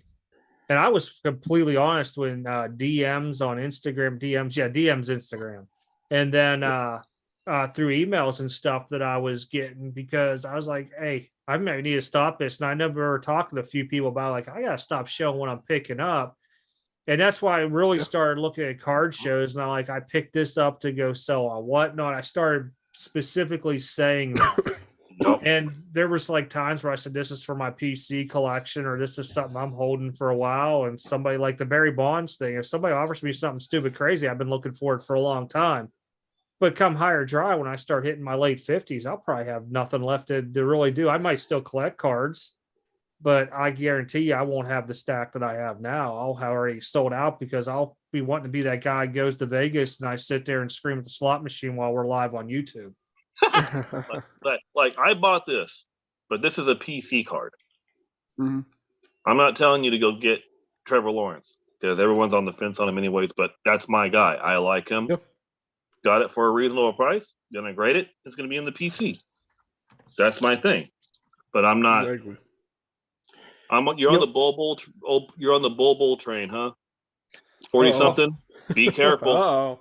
Be careful. He's been playing better. I will give him that. Yeah. But here's the thing, though, is that when Bull was pumped by a few individuals out there, I just luckily had some silvers, some greens, and some other stuff of him and autos. And thank you for them. They made me a little bit of money on it. But here's the catch is a lot of people don't understand is when you start making all that money, I think a few people might know that I was crying when I was doing my taxes that following year because all the state sales taxes I had to pay and everything else out there. And I'm like, dude, you don't realize I just dropped 26,000 on this and stuff like that. They're like, what? I'm like, yeah, it might look fun and glorious to a certain point out there. But if you're doing it legally right, yeah, there's still money to be made out there. But a lot of that money you make that's profit was going to other places, states, cities, counties, federal government, whatever it may be. And then whatever you had still in the card, then you still had your profit pieces. But don't get me wrong. I mean, like Lucas Silvers, I think we were doing Beckett 9.5s. I think they were like 250 when he first came out, and I was just going heavy onto that stuff. Even if I think it went up to we were doing 50 pers on them when I was still getting them. Mm-hmm. Or maybe that was PSA 10s were 50 pers. I can't remember, but I was just winning, stacking them because I just was a firm believer in Luca. Anybody knew me during time frame, I'm like, Luca's going to be good. I'm telling you. But and then when somebody starts, that was before the hype when prices were realistic. Yeah, they were still, up in there. We started seeing different cards, silver prisms going up. And that was just what people were chasing at the time frame. To me, though, I also had a big stack of Luca autographs from Contenders. I'm trying to remember what all I had. Contenders, Select, Prism. I can't remember what that up and coming was from. It might have been like a subset from Contenders or something, or Prism. I can't remember. I had a couple other ones. I know I had Courtside and stuff like that there before everything went stupid in price, especially people trying to catch them in NT and that. But I just held on to it. I remember trading a kid for the green Luca PSA 10 and then a Kobe in flight autograph of Josh Allen rookie auto PSA 10. Now we both did well if we would have sold during a hype. Now I think I probably still have them by a little bit onto it from what I've seen the cards selling for. But it just comes down to it, when you look at that stuff, it's insane. And part of it, I think, I think too, is you don't put all of your eggs into basically other people's baskets for you. For me, a big thing is I'm a big Pacers fan. I bought a ton of Hallie like early on, like once the trade happened, and I'm just glad to have it for my PC stuff. I've been buying more recently, and part of it too. I mean, is do you actually enjoy what you're buying? And then based on top of that, it doesn't make any sense outside of what the influencer is telling you. Because the thing is, Bobo made no sense besides all the influencers. To be honest, if you really saw it like outside point of view, it's just stuff like that. It's hard to see when people like lose money just from people saying buy this. It's hard to watch. But no, it was. I mean, that's why a lot of my stuff, like people really didn't know how many bat barrels and bat knobs I was sitting on for the longest time. Heck, I was building an 86 Topps Trade PSA 10 set, and it was just too good of money. I broke it down and said, there's no way. I mean, pop 5 PSA 10 common cards were getting me $200-300 a pop. I'm like, no. I paid Can't like beat $20, those. $25 for these cards, maybe 30 at the max off a lot. Some of them were like $12.99 and stuff like that. I remember buying on eBay, putting the thing together. It was just insane. See, right But now, now it's just to the point to where I don't know what I really want to buy into. When I go to shows and I'm looking around, I'm looking for the rare items mostly out there, unless it's one of my PC guys. Or if I know somebody has something I want, and I find something that's for trade bait, I'll pick up. But don't get me wrong, if I go to somebody's table and they're offering me 50 to 60%, I don't mind putting in the work in to make, 80s. What am I, 12% on eBay, 88% of cost at the end? If I do putting the legwork in either. Now, I think the whole flipping thing is not dead, but it's really hard to. But yeah, I think the trading market is pretty much going to be where everything's going to be at right now. I'd be more comfortable trading than trying to sell. Trying to sell is too hard. Trying to find the right buyer is too hard. Well, here's the thing: is it depends on your trading community, because there's a lot of people out there trying to take advantage of these trades too. The old rule of thumb was if you were trading up, you were going to get more in value. And now you start looking at some of the stuff going on at these YouTube videos and stuff like that there. I'm like, man, you guys just beating each other up over a trade. Look at whatever the average is or whatever it is onto and trade at that value. Quit trying to get over on each other. Yeah, I mean, I have no problem trading. If you have something I want something of equal or fair value. Gotcha. I don't want to try and one-up you. I don't want you to try and one-up me. That's why it's called a trade. It helps you. It helps me. It's not like, I win, you lose. But if it's your mentality to say, I win, you lose, I ain't dealing with it. Oh yeah. No. But you know what we don't have? We don't have a site for trading, really. You won't. Have everything. It's too hard. Yeah, it is hard. You have to have a tight-knit community that's going to be, where everybody's word is their vouch and all that stuff. It's really hard to do. Yeah, and there's so many variables with it. Like when it comes to is it actually authentic? Is the condition as marked? Is it the same card actually? How is a ship delays? All that type of stuff is basically all interweaved. And then basically, if somebody ships a card, it's not the true card. Then where does the shipping cost come from? Shipping it back. On top of that, where does that money come from? Does it come from the person that defaulted, that sent the wrong thing?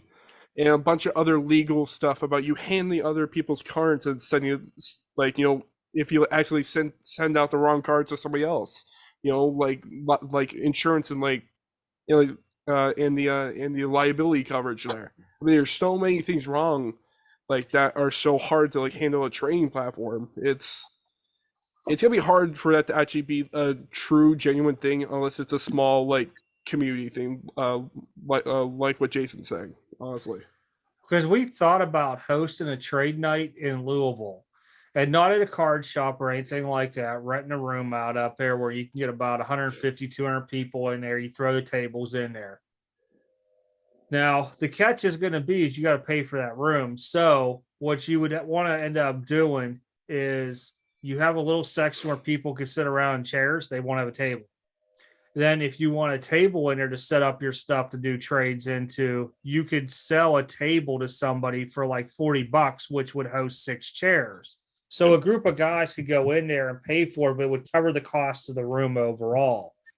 Now, if you could find a deal and get a room for like $200-300, just do it and host it, Whoop-de-doo, it's $200-300 out of your pocket, but it's something fun, engagement in the thing. But when you start talking, it's like, I don't know, $800 to $1,000 for a room. You got to find a way. How am I going to recoup off of this and still be able to host something up there and not have, this is sponsored by Panini and all this other stuff. To me, if I was to do it, my idea was to use BCW to help sponsor the event and be able to give, only do 150 and be by ticket type deal, and everybody gets a BCW bag coming through the door. But there's a lot whenever you do that. Oh yeah. Will it actually show up? And going back to the whole prospect type thing. Do you guys remember that huge Jason Dominguez sale? It was like the biggest like baseball like individual sale. Do you guys remember that? It was a Superfractor 101 PSA 10. It was like all of like NBC and all that. I that remember was that. a long Yeah, the time super ago. fractor. Yeah, guy- it was. It Yeah, was. I remember that. Yeah, it's crazy. There's been recent sales of like Hall of Famer, like 101s and stuff. There was a Verlander of a similar like caliber type of card, and that did like literally like a tenth. Because the thing is, the Jason did about $474,000. Like it's and the guy hasn't even hit double A yet.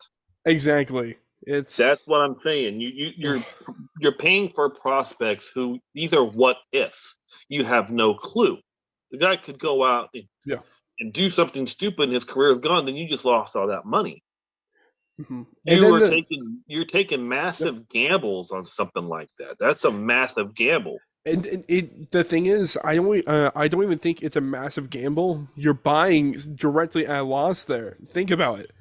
If freaking Hall of Famer 101s of the same caliber are doing literally 5 to 10 times less, then where's the upside? Because it's the shiny new thing out there. Exactly. It's the first one, though. It's not the like first one. It's the only one. It's the shiny. It's the shiny thing. It's like, to me, like, okay, would you rather have like a 2022 Ford Bronco that just came out, or would you rather have a 94 Bronco? I'd rather have the 94 because the new ones are ugly. But a lot of people are like, they're lemons too. It's the shiny new one. It's the shiny new one. You got to get it. No, I don't. No. No, if I pull it, cool, good for me, but that's about it. I'm not going to go buy it. Even if I'm a hardcore collector, everybody now has so many 101s out there. It's ridiculous. Oh, yeah. Well, look at Judge. He was hot, then he was cold. He had this year. Now he's hot again. But when he was cold, I guarantee a lot of people were like, sell him, sell him, sell, sell, sell. No, and that's the thing with baseball is you got to play it too, to where their contract's up and buy before that contract year and pray he's going to go somewhere else. Mm-hmm. So you can make, a 10, 20, maybe 25% profit off of where they're currently at. Hard thing to do. Well, like that Aaron Judge I bought. I bought that Aaron Judge at a card show for $350. I sent it to Jason to get graded for $50. Came back at 10. It went 3-4 times more than what it's worth. But I'm sitting on it. I'm not selling it. I'm waiting to see where he signs and then see what the market looks like. Yep. There's just certain players that you're just kind of like, I can't like what did that one Cade Cunningham sell for? Oh, it was like 208,000 or something like that. Yeah, do you think that's worth that now? Oh, you talking about NT logo, man? Yeah. 200,000, a little over. 200,000. Yeah. What do you think it's worth now? Oh, I bet you if somebody put it back up, somebody get about 170, 180. It won't be a big tank right off the bat. But as he becomes less of a known, as new rookies come out, it'll drizzle down to half easily. Depending on his performance too. I mean, considering somebody spent 200,000 on that, but if we had a Brady 101 Shield and hit sales for the same amount, well, I shouldn't use Brady. It's a different sport. Yeah. Scotty Barnes. No, I don't want to use a rookie. I want to use somebody. Are we trying to use a current or like a Hall of Famer here? Well, we'll go with like Larry Bird. Use a Giannis. No, Larry Bird. Okay, Larry Bird. Larry Bird probably would only sell, maybe if you're lucky and you get in the right area to the right collector, we'll just say 30 to 50,000. Yep. But I'd rather have the Bird. No sense on to. That's why I said to me, if I sat there and was still opening NT and flawless like I used to, and I pulled that stuff, as soon as I got it, I mean, I would send it to an auction house, whether it be Golden or I wouldn't be PWCC, but like Golden, Heritage, whoever would go somewhere like that there, because I'm not going to haggle at shows over it. And I'm just going to put it out there. And I'm going to, being it might be one of their showcase elements, I might be able to get a little break on my selling fees. But look at it this way.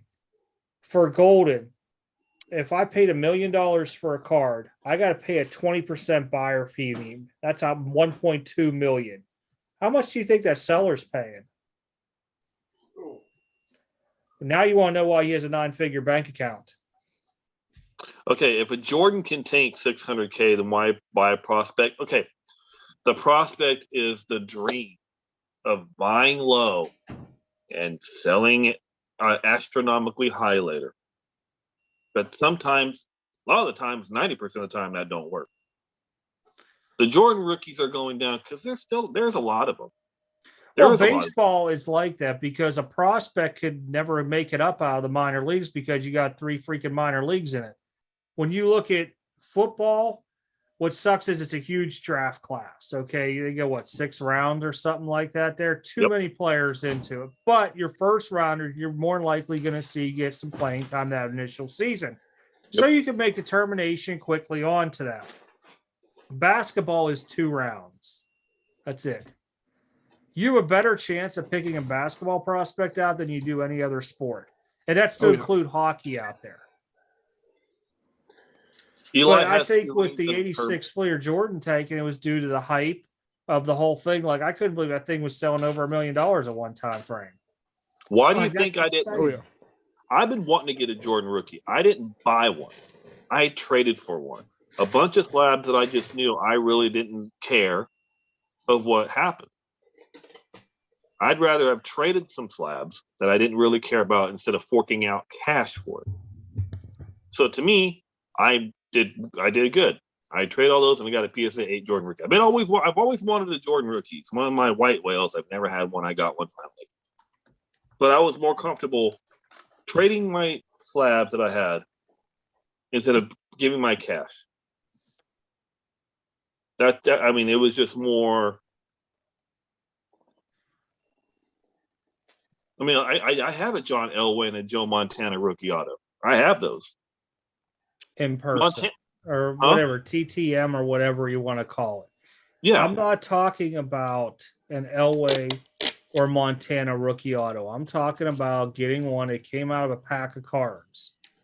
And that's what we're talking about versus going out to some show, paying them to sign a rookie card or whatever you want on inscription-wise. And that's the stupidest thing I heard. Oh, well, he inscribed all his Super Bowls on. It's worth 10x compared to a regular signature. Get the hell out of here. But when you look at stuff like that there, why would an Elway or Joe Montana NT Shield 101 sell for less than we'll use last year's class, the Trevor Lawrence RPA or RPA, even an RPA that's out of 99? It makes no sense. It still doesn't, because people think that those prices are going to be sustainable for those guys in the near future. When your own stuff like, oh gosh, who doesn't sign a whole lot anymore? Brady, even for example, Brady rarely signs. You might have 10, 20, 30 cards in a product if you're lucky in a high end onto it. And you start figuring out into play versus one of those rookie 101s out there, it makes no sense. Well, okay, and he says Eli Manning has 2 rings to her, and Herbert's worth more. Okay. Reason why Eli Manning cards are not worth more than Herbert, because Herbert still has a career to play, and he could supposedly surpass Manning. Manning's career is over. He has nowhere else to go. Eventually, Hall of Fame, that'll be it. So he's kind of plateaued, kind of like where Peyton Manning. Peyton Manning was hot, then he dropped down. Drew Brees was hot, dropped down. All these guys that quit, retire, get in the Hall of Fame, they're kind of limited to where their plateau can be. Oh, yeah. To which these new rookies and prospects, the sky's the limit, because he could be the next this, he could be the next that. Like Herbert could have a better career than Eli. That's what people are banking on. That's why his stuff's hotter. Well, Dale, look at, you look at the average age of the collector. I got that, but the average age, even the young guys know who Mickey Mantle and Babe Ruth are. Oh, yeah. I mean, when you really look at it. And the thing is, I will say though too, I'm pretty sure that that people also value the fact that the fact that you can still see them play, like let alone like the fact that they can be up there, etc. That they or that they can be the next thing. the fact that I can turn on Sunday Night Football and still see Herbert play, when I'm not going to see Manning ever put on a Colts or like a Bronco helmet and go back out there. There's a new like connection to that, especially with the hobby as of recently getting more younger, too. Bob, I don't think he 10Xs at this price range right now. If he goes out there and wins a Super Bowl, you'll see a bump real quick. Yeah, a bump, but then it'll come back down to a realistic where the bump should be at. Because you're going to have that initial hype. You just won a Super Bowl, yada, yada, yada. And then as we start creeping away from that Super Bowl, we start talking about next season, the play comes out and stuff. Maybe it jumps up 1.5% or something, or 1.5x, 1.2x realistically at the end. But until he goes out there and starts breaking records on top of it, and there's all kind of stuff in it. The funny part is, if you listen to these sportscasters, they come up with some of the craziest records that people are breaking anymore. Oh, yeah. You're like, what the heck? Who comes up with this data? Who would have ever thought about that being a record? I mean, hey, he's in his third year, and out of all third-year quarterbacks, he has the highest yards per yards per throw versus blah blah blah blah blah blah blah stat. I'm like, who cares? Who cares? Okay. For instance, though, to the exception, I think Mahomes is the exception. Yeah, I would agree on that one, because he is doing stuff that's not been seen right now. He's probably the best quarterback. Him and Josh Allen are 1A, 1B in my eyes. Yeah. His stuff was hot. It dropped down, and now it's kind of sustained at a right spot where it should be. He's having a good year. They're 9-2. They're Super Bowl favorite, but he has broken records. He has been 50 touchdowns, won the Super Bowl, MVP. He's on the track of that. Mm-hmm. And he's still young enough to where his stuff can still go up. But it's not going to be like it was 2 years ago. It's not going to go up 50, 60, 90%. A $3,000 card ain't going to hit freaking $12,000 just over. No. But if you want to invest in something more sustainable like that, I would be buying Mahomes. I like Mahomes, so I buy Mahomes. Yeah. Well, there's plenty of Mahomes autos out there versus Tom Brady too. When you start looking exactly. I mean, I have a Brady auto. Did I get rid of it? Nope. You know why? Because there's not many out there. This is why I say go to a large car show that has 150 plus tables, and then go to another one a couple weeks later. Well, as you're walking around, notice what's in people's cases. Do you see a lot of Brady's? Do you see a lot of Mahomes autos? And you can start picking off to where a lot of guys are selling a lot more, where things are more readily available, supply versus demand, everything like that there. Now, of course, if I'm using the National or some Dallas card show, that's not the right place to look at it, because that's where all your high-class vendors are going to come out. But, for example, like if I went around here, I did Louisville, and then I went over and did the big one up in near Cincy. I forget what it's called, Muller or something like that. Then I go up into Indy, and I do the – what's that fancy one, the VFW called? What? Fisher's. Yeah, I do Fisher show, and then maybe say I go down to one of the smaller Nashville shows, not the big super one he does like every quarter to half a year, but one of the ones where it's 150 tables. And I don't see those cards really around there. It starts making me think it might be something I want to buy. But that's me.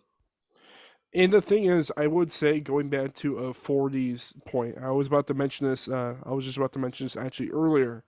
But what's the chances that the Herbert 101 buyer, like what's the chances that even if he wins a Super Bowl, what's the odds that he'll turn that he'll turn into like a Russell Wilson? I mean, he's won a Super Bowl. He's good. This year he's playing like trash, and his stuff is in the dirt right now. See, people are trying to compare everybody to Tom Brady, just like they did when Michael Jordan still played. Everybody compared him to Michael Jordan. Mm-hmm. You can't compare to those guys. They were elite. That's why they're called the GOATs, because of who they were, their mentality, and everything like that. If you look at Tom Brady, he played with a huge, wide receiver range out there. Consistently, he had Gronk at tight end for a long time. But when you start looking at it, he didn't really take the big quarterback money for the longest time out there. And the cuts reason for like a was while. because he wanted a team built around him. At the same time frame, he knew he could make money off all these sponsorship deals that he was doing out there, which was a smart decision across the board.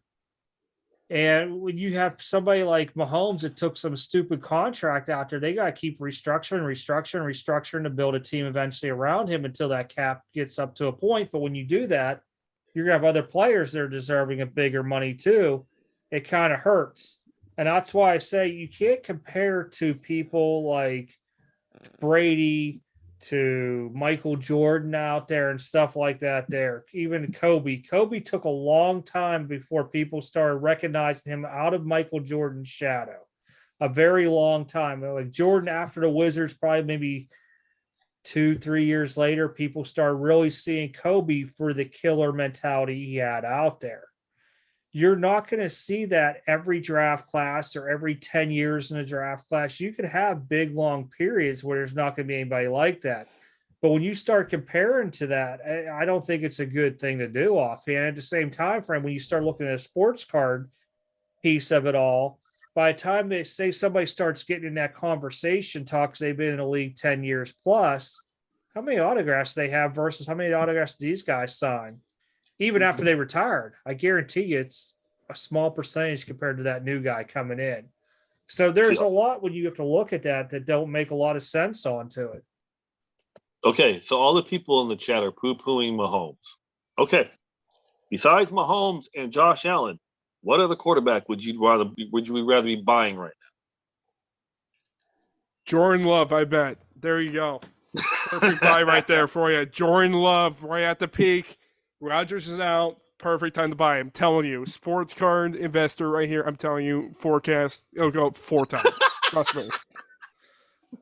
But think about that. Will Greer. Oh, God. He's a better investment than Kyler Murray. And the thing is, again, I'm not going to say what quarterbacks to buy because, again, I'm not a fortune teller nor anything. But there are some good things to buy right now that will go up in value, most likely. Again, I don't know the market. This is a guess. Here's the way I look at it. How many quarterbacks out there that are considered good don't have a Super Bowl right now? Exactly. Those are the guys I'd look at if I was looking to be an investor, because once they hit that Super Bowl, after that, it's about breaking records, Hall of Fame, retiring, and all that other stuff it's going to add on to it. So I'll just use Josh Allen, for example. Okay, that's what I said. Besides Mahomes is Josh Allen. Okay, I'm going with Josh Allen real quick here because he hasn't won a Super Bowl yet. He goes out this year and wins a Super Bowl, his cards go up. After that, what do you have to look forward to? Same with Patrick Mahomes. He's already won a Super Bowl. Okay, he wins 2. Now he wins 3. You got a quarterback out there that's already on his second hand. He's not going to be comparable to all that in breaking all those damn records. I mean, Brady is an Iron Man. Dude's playing freaking 20 plus years of football out there. Yeah. And the thing is, with all the quarterback stuff, I've seen only 2 main ways of it. Of course, guys who elevate up via hype or via play. So hype, like a Jordan Love, like basically like right now, or like a Mike White, like a Mike White type of play, or you get them goddamn backups that nobody gives a shit, and then sometime they also get that start, but then you buy them when they're not there. But besides that, again, it's the proven guys and stuff to some extent, even before all the Super Bowl stuff. But I'll never get the whole hyping up like the Jordan Love type stuff. I don't get it. Makes no sense. Yeah, Marino didn't win one, but he has a lot of other records he broke out there too. Exactly. Marino was like all time. And if you really look, like Granddad said, I mean, if I had to pick somebody out there, everybody's gonna have their own opinion, who they want to be on their team to lead their thing. I'd want Josh Allen. And it's just because he's a big, mobile quarterback. And that's my thoughts on to where somebody else might say Pat Mahomes, somebody might say Herbert, somebody might say Tua. I don't know who else is even still left out there to lead their team.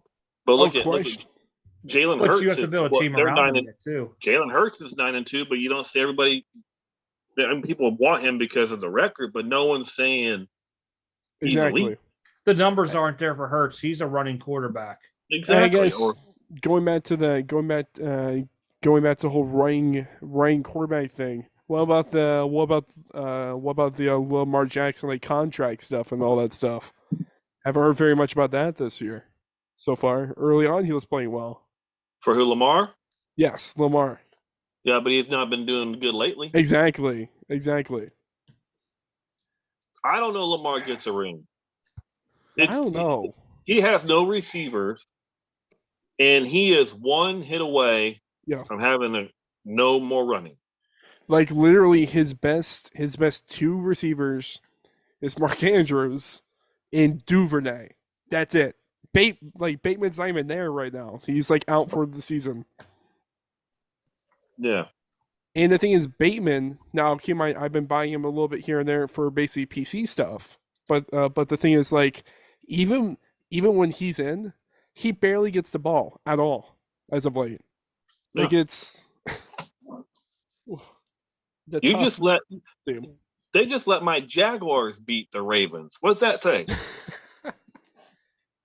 Well, to be fair, I'm a Colts fan, so I'm kind of normal to that. To be fair.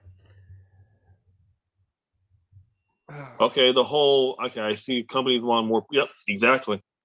I was about to say about the whole numbered inserts, but what was it? 3-4 years ago, we had what? How many colors? I had to go back in the video I did on. Yeah, he had a video of like how many colors parallels we had to now. It's like back then, I think it was like, hell no. I think it was like 20 or 30. Now we have like 60 or 70 or something like that. Well, if you look when it originally started, there was only a couple for many years. Oh, I mean, we didn't start hitting until Luca's rookie year. They started making more and more. It started with like, okay, we're gonna make choice and have tiger stripe, blue, yellow, green, and stuff like that. Then it went even higher during the Zion Morant year. Went stupid. It was up in the 30s, almost 40. 2019. Like it just exploded. And then when we hit the LaMelo year, we were over 50. And I think last year was close to 60 something, if I recall. I have to go back and look because I actually sat there and physically had to go on the checklist and count them all. And it was stupid between the amount of retail. And what happened was before we didn't have all these weird parallels and all these retail things. Now every sudden, oh, well, you can get this type of parallel and a freaking mega, this and a blaster and this and a hanger. Stupid. Then you get this one in the Walmart, get this one in the Target. You get this one. Then you had the Cosmic and the white sparkle fiasco. Let's add more onto it. It was cool when they were like $50, $60 a pack, and now they're like $300, $400, $500 a pack. Forget that. And then the thing is, on top of that, also people will mislabel the shit out of that stuff. It's like SP this, SP that, because there's so many parallels. Nobody knows what's rare and what's not rare. And you know what? FYI, none of it's rare. Just little disclaimer there. Your green ice fanatics like blaster stuff, not rare. People gotta label it SP like whatever. It's not. And it's just way short over. Print to me is one per case. Exactly, it should be. But everybody's like red ice, short print. Like out of the case hits or the short prints, like I've said, I'm not big on the downtowns, the kabooms, or any of that stuff. Ones I like are the Color Blast. Those ones I like the most. Kabooms and downtowns, and what else is there? I don't know. Whatever case hits are anymore, whatever they have, or those goddamn emoji cards. I will never understand why they made those. The fucking shit emoji, the fire emoji. It doesn't make any sense. That stuff there is crazy. It's just more parallels that we add out there. We call each emoji a different SP, SSP, triple SP. Then it's going to be like it's such a rare commodity. I don't buy into that stuff. That's why I recently have really just been buying stuff. Like if I had to go out there and really go start buying, I'd be like Dynasty, and stuff like that there, where it's a very limited product. There's no retail. It is more expensive, yes, but it'd be my thing where I think it'd be better sustaining than all this other stuff with 50 to 60 variations, even 100. Stained glass used to be a case hit way back Not in anymore. the day. Not Revolution, like all that stuff. And the thing is, the stained glass cards were so cool back in the then. It was actually clear. It gave the actual stained glass effect and stuff. I have so many. I have like, I think it's like 7 different 2013 Oladipo stained glass cards because it's a PC card. It looks so cool, but now it's just a solid card with this little. It's not the same. It's not. I'm sick and tired of the photo variations. Oh my god, the photo variation prism They drive me silvers. up the wall. They drive me up the wall. Why does Julio Rodriguez need 5 photo variations? Oh Jesus. Why does Wander Franco need 5 photo variations? Doesn't make any I'm sense. And don't forget, you have the mascot variation too with it. I forgot about those. I mean, that's what I'm saying. You can't keep track of it all. It's impossible. No. I mean, it's to a point to where they're overprinting everything even so heavily with all this extra garbage being thrown into it. Does it look cool? Probably. If I pulled it, I'd grade it and sell it very quickly. Yeah, but that's what I'm saying. I'm like, do we need 5? It'd be cool if we had like 2, like they used to be, a fielding and a hitting.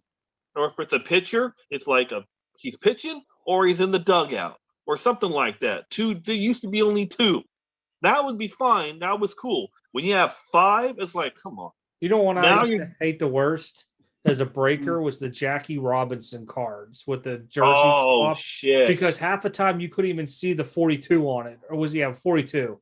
I was the worst one of all to find onto it, and you had to sit there with a magnifying glass looking like, I can't tell, is this the 42 on it? Because I could see like a 4 in the beginning, but his number's also 47 or something. You're like, I give up. And then also having to look on the back of the card down here, the number, which is hard as hell to see to know which variation it is. One of the Topps products actually puts the word variation on the back. I think it's Heritage. Yeah, they do. They put photo variation, or they put something on there. Heritage, I think they just put a variation or a V or something now, but at least it's distinguishable to know it is. I got it now. If Topps is going to say, hey, your card that's backwards is going to be your variation or SP, I dig that because at least I know what it is when I get to it. Now, if they were smart, they would just do the regular and then make the photo variation like a black and white. That's it. What I would do, no. It could be like with these photo variations, and this is me thinking. Remember back in the day, the black gold cards. You used to have an A, B, C, and D redemption onto it for part of the set. I would do that there. I would make it into a set with a redemption. You mail it in, and you get your little plastic case with like freaking 10 cards in it. Yeah, but I mean, just something like that there, because then you know what they are. You just make them rare hits like that. Yeah. That's funny you said the black gold. Yeah. You used to get 1 per box. I remember that. Well, you'd get the black. I'm talking before they did the 1 per box. You had a thing was A, B, C, and D.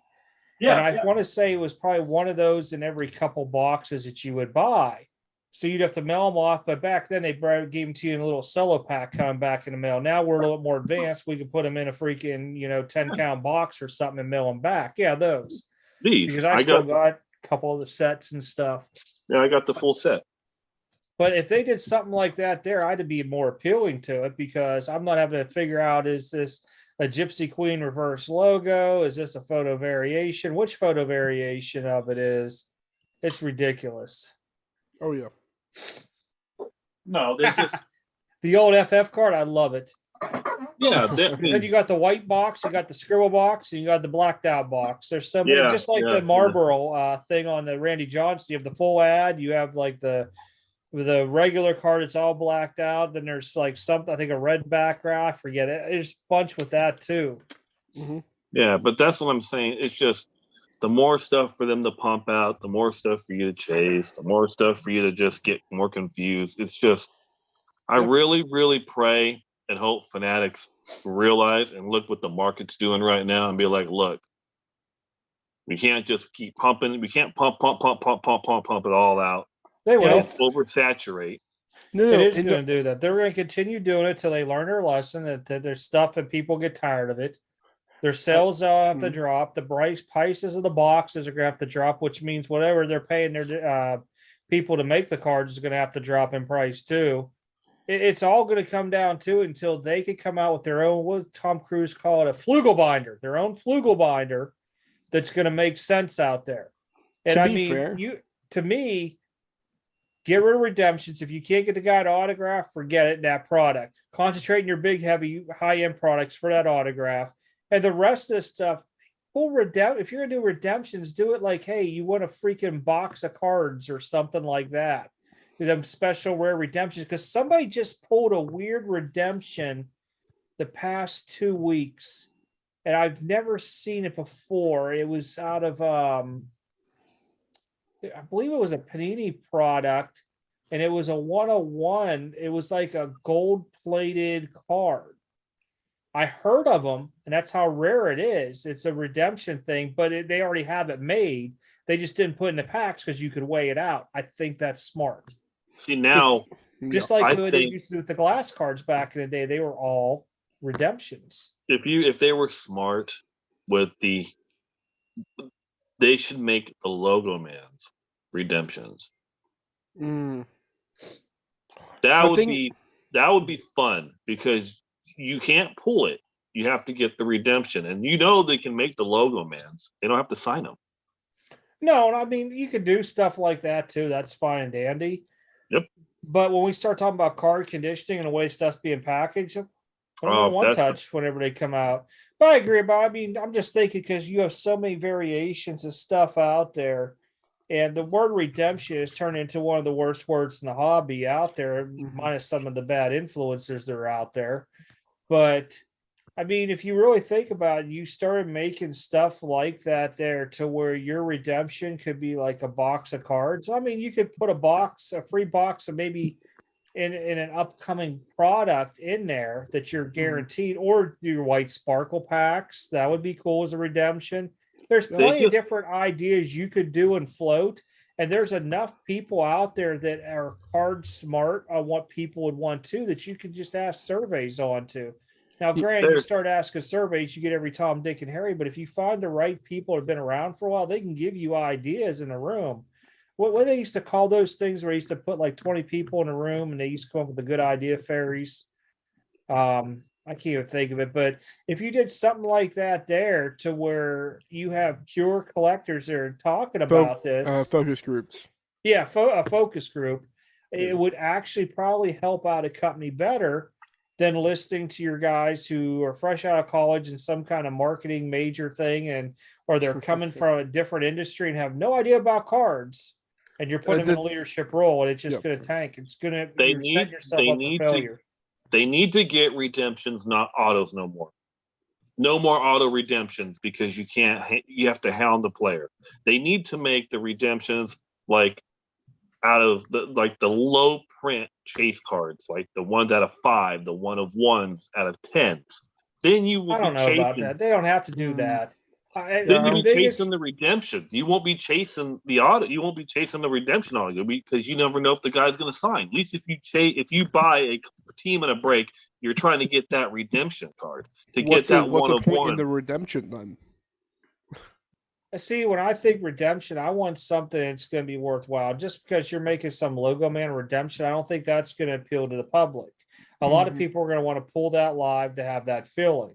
When I'm thinking redemption, I'm thinking that you get a set, you get a free box, you get the white sparkle packs, or you can even come out to being like your XRCs to where, hey, you win 5 random XRCs. We mail this in. You don't know what 5 you're going to get, but then you have people complaining with a double-edged sword that they're giving the Pac-Man people and stuff like that out there, all the good stuff onto it. And But if you really look into it, you could take a lot of the guesswork out, like these booklet cut autos and stuff that guys are weighing their cases and boxes. screw it. Make it a redemption that you're throwing in there into a box that already has all the cards. It's an additional card onto it. Heck, you can make these guys could get so creative that when you open your box lid up like this, the redemption's right there. You got to tear the box apart, scratch it, mail it in. It can be something simple as that. It doesn't weigh enough to where somebody weighing it on a scale can guess it. Or you already have that variance because you have different weights and patches and stuff like that. But there's a lot of shops out there to do that. Super Bowl tickets would be a cool redemption. World Series tickets would be a cool redemption. Something that it just doesn't have to be a base auto of somebody who didn't sign a card in time. Also, the thing is, I will say it's a good point though. Like going back to the whole like Fanatics thing, kind of like backtracking and stuff. I'm pretty sure Fanatics will definitely see the whole like Prism 2021 basketball like retail release, or be like, and they're gonna be like, oh shit, because all that stuff's sitting. Like literally, if you go to Walmart, go to any of them, it's just sitting. Everything's sitting right now besides the mega boxes. I think is what's like just all that product's just sitting there. They made so much that literally they killed the retail market and the retail flippers. They're not doing it no more because you can just go and get it now. Remember, that was going to happen. We knew that. At some point, that was definitely going to happen. There's no way that you can keep making more and more every single year, and there's not going to get to the point where you're going to outdo the demand, let alone in a down market. There's no way. And Bob, my favorite was encased where the actual redemption was inside a graded slab before they started getting smart and putting the sticker on the outside. Then you had to crack the slab to get the redemption out and scratch it. That was the best. And if you think going out there right now and buying all this retail and holding it is smart, it's not. Oh, hell no. No, there's some not until people open up 90% of it and there's only that 10% left 10, 20 years down the road and somebody wants it. Yeah, but that's what I'm saying. But if everybody does it, you're going to have still too big of a surplus out there. I guess a good question is, would you ever recommend somebody in basically the late 80s baseball wise buying something and holding on to it? Was that a great investment? Depends. If it's like 84. Oh yeah, of course. It depends on the year. 85 pops. No, nobody would have because it was so overproduced. Exactly. What happened was due to time and the way people stored stuff back then, the stuff got ruined and completely out. Exactly. So the people that held it and kept good care of it and then were able to wait because they started seeing people opening more and more of it, it started drying up. And that's where we placed ourselves into it. Now we have different types of way cards are made and stuff. People know how to store them properly. If they're going into a storage unit, make sure it's climate controlled. Don't throw them in your garage. It's, sweaty and they stick together, blah, blah, blah.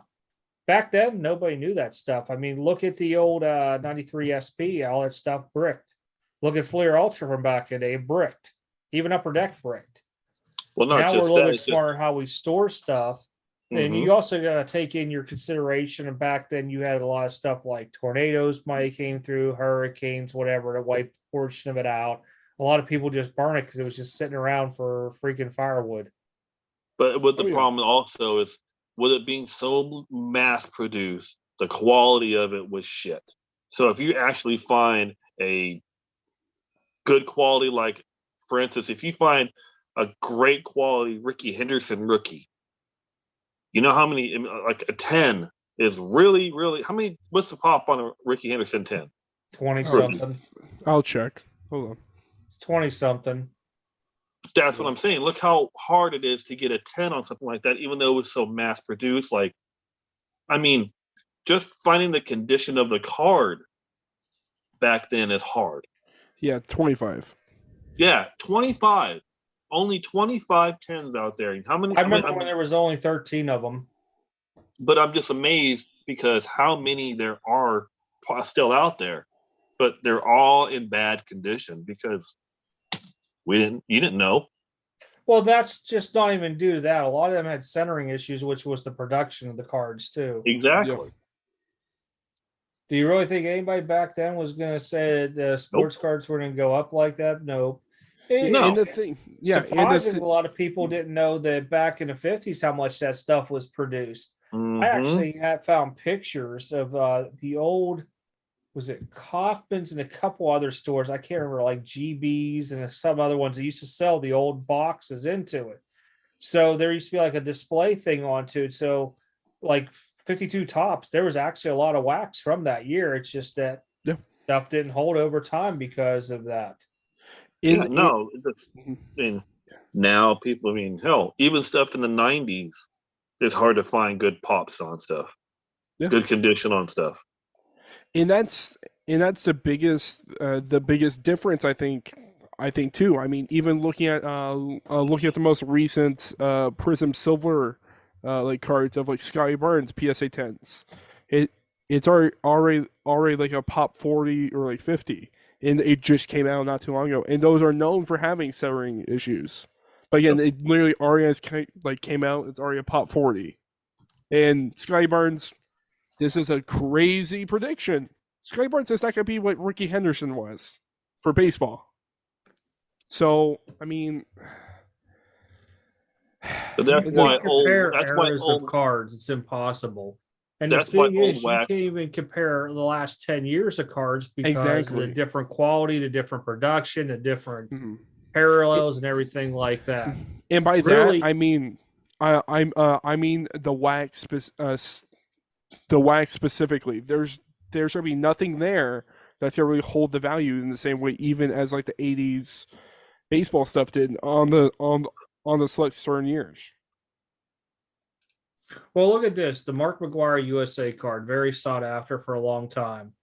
It was like a $10, $20 card when I grew up. At the time when he was out chasing it and doing all that stuff, I remember it shopped around $120, $150. Dipped way down. Everybody forgot about that card. I ended up having a PSA 10 of that card. And I was sitting there for the longest time. And then as soon as all the hype came in and all these things started going up, like the 80 Fleer update, Curry Puckett PSA 10, it was time to let it go. The Roger Clemens, the 84 Fleer update, Roger Clemens, that was another one. I mean, 89 score football, another hard one to grade. 86 tops. I still am a firm believer that 86 tops football is probably the hardest card to grade. Not just because of the centering, but because of the edges and the corners onto it. Very, very hard. Probably next followed by the 89 score football because, well, I'll take it back. The old Apici, the Gretzky year Apici cards are very hard to grade because of the way they were cut too. 85 football is tough too with the black border. Oh, yeah. Well, anything on the black border is going to be hard. Look at Upper Deck Black. That's why it's. I know, but back at 85, you're happy. This is way before Upper Deck Black, even, and with the solid, like with the flimsy cardboard. Yeah, 85, 86. I mean, even 84 with Marino Elway. Those things are just so hard to just get centered. Yeah. Just the production back then, they just weren't cut perfectly every time. That's why those pops are lower. But it's. I don't know. It's mind-boggling on stuff. Yeah. Agree with you. Did you guys see where that quarterback, I think he played down in Miami, got hit with the child pornography? No, I did not see that. What? That was it's a quarterback's kid, Kitna's kid. John Kitna's. His kid ended up getting busted on Discord for having they called it child pornography, and then they were saying it was more teen erotic, is how his lawyers are calling it, teen erotic. Yep. The weird thing is, if you go to certain parts of Discord with the content stuff, that's a common. It's so terrible. There's so much like pedophilia stuff going on. It's insane. The amount. There's dedicated YouTube channels to catching pedophiles on Discord, and they make a hell of a lot of money. Oh, I see that. It's where they do those setups at the exactly and stuff. I caught that one day. Come on in for some cookies and tea. What? Come on in for cookies and tea.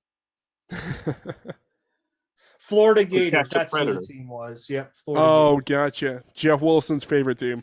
No wonder. Wonder why he's not talking about his Gators much anymore. Oh, no wonder. Yeah, no, I happened to hear about this, and I just ended up catching an article today about it. And I was going to put in the title in here, but I didn't know how to really word that. Yeah. YouTube probably would have censored the hell out of that one.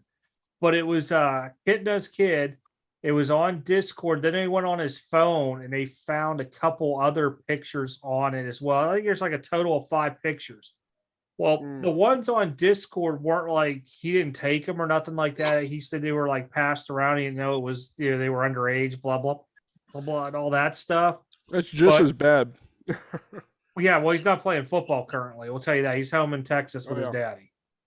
He's not home. He made Bond. Oh, Did he? Yeah. I'm surprised. Well, John Kenton had made a little bit of coin this time. Also, probably Be ready for Panini to NIL produce a lot deals more also. kitten autos, by the way. Be what? Well, Panini's going to produce a lot more John Kitten autos because that was probably part of the thing that he had to use that money to bail his kid out. Yeah, also, See a whole lot of do you John know Kitten if- autos in like NT and freaking Flawless. What are you talking about? No, those are going to be the redemption chases. Oh yeah. No. Panini's not going to care about that right now. Also, They question: sell Do we out. know if he had like an NIL deal? I mean, I won't be that surprised if he was like a highly rated like prospect quarterback. I don't know. I've never heard of them. I don't follow Until this. college football for one, but Gotcha. it was something that came across Yahoo feed a little while ago about it. Yep. And then I just happened to catch something. Yeah, it was today that talked about it, that his mom and everything had to do all this stuff to say he's coming home in Texas with the bond and all this. Yep. And his attorney's calling it teen erotic because you could be 18 or 19 and take pictures and be considered a teen. And I'm like, wow, we're really stretching wording here right We now. are. We really are. It's only in the news because of John Kitna. It's his son.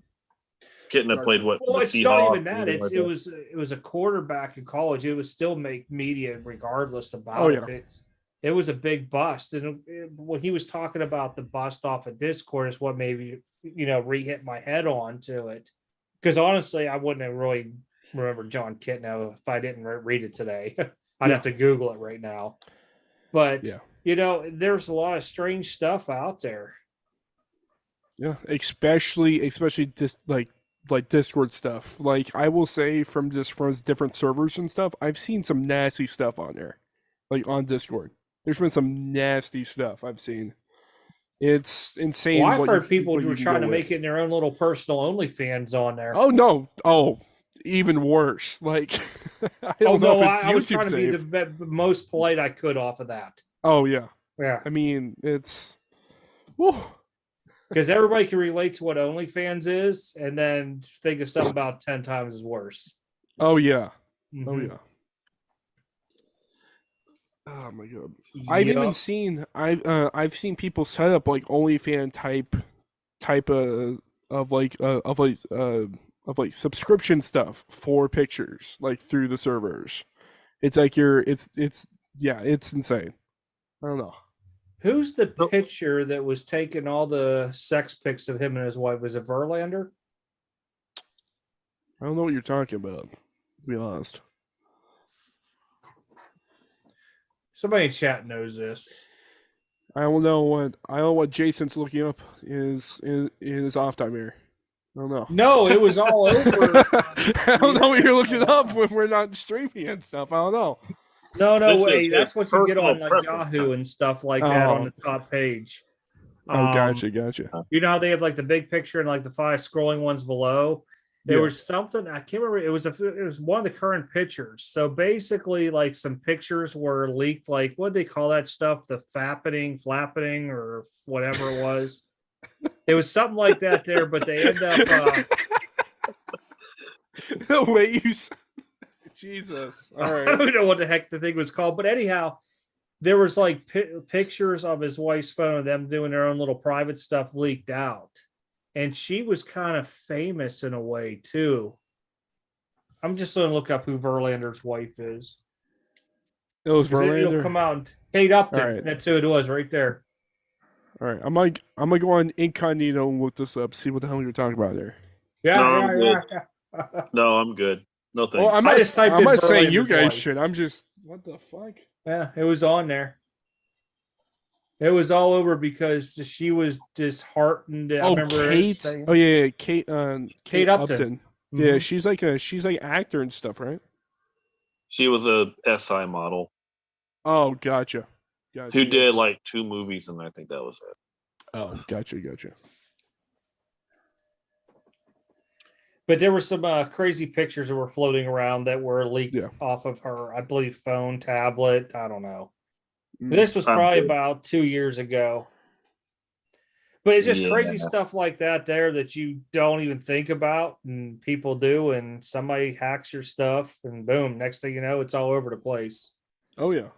That's why I still remember whenever they did Charlotte Flair and everybody was talking about her having 2 different sized boobies, and I'm like, what the heck? I had to see myself. I was like, what are you all talking about? That's fine because I'm just going to take pictures of my wiener and leave them on my phone. So whenever someone gets it, they're just going to get nothing but wiener. You're not famous. It ain't going to matter. You know, it's crazy. So the thing is, back. This was about like a year ago. I was making content with these other like gaming people.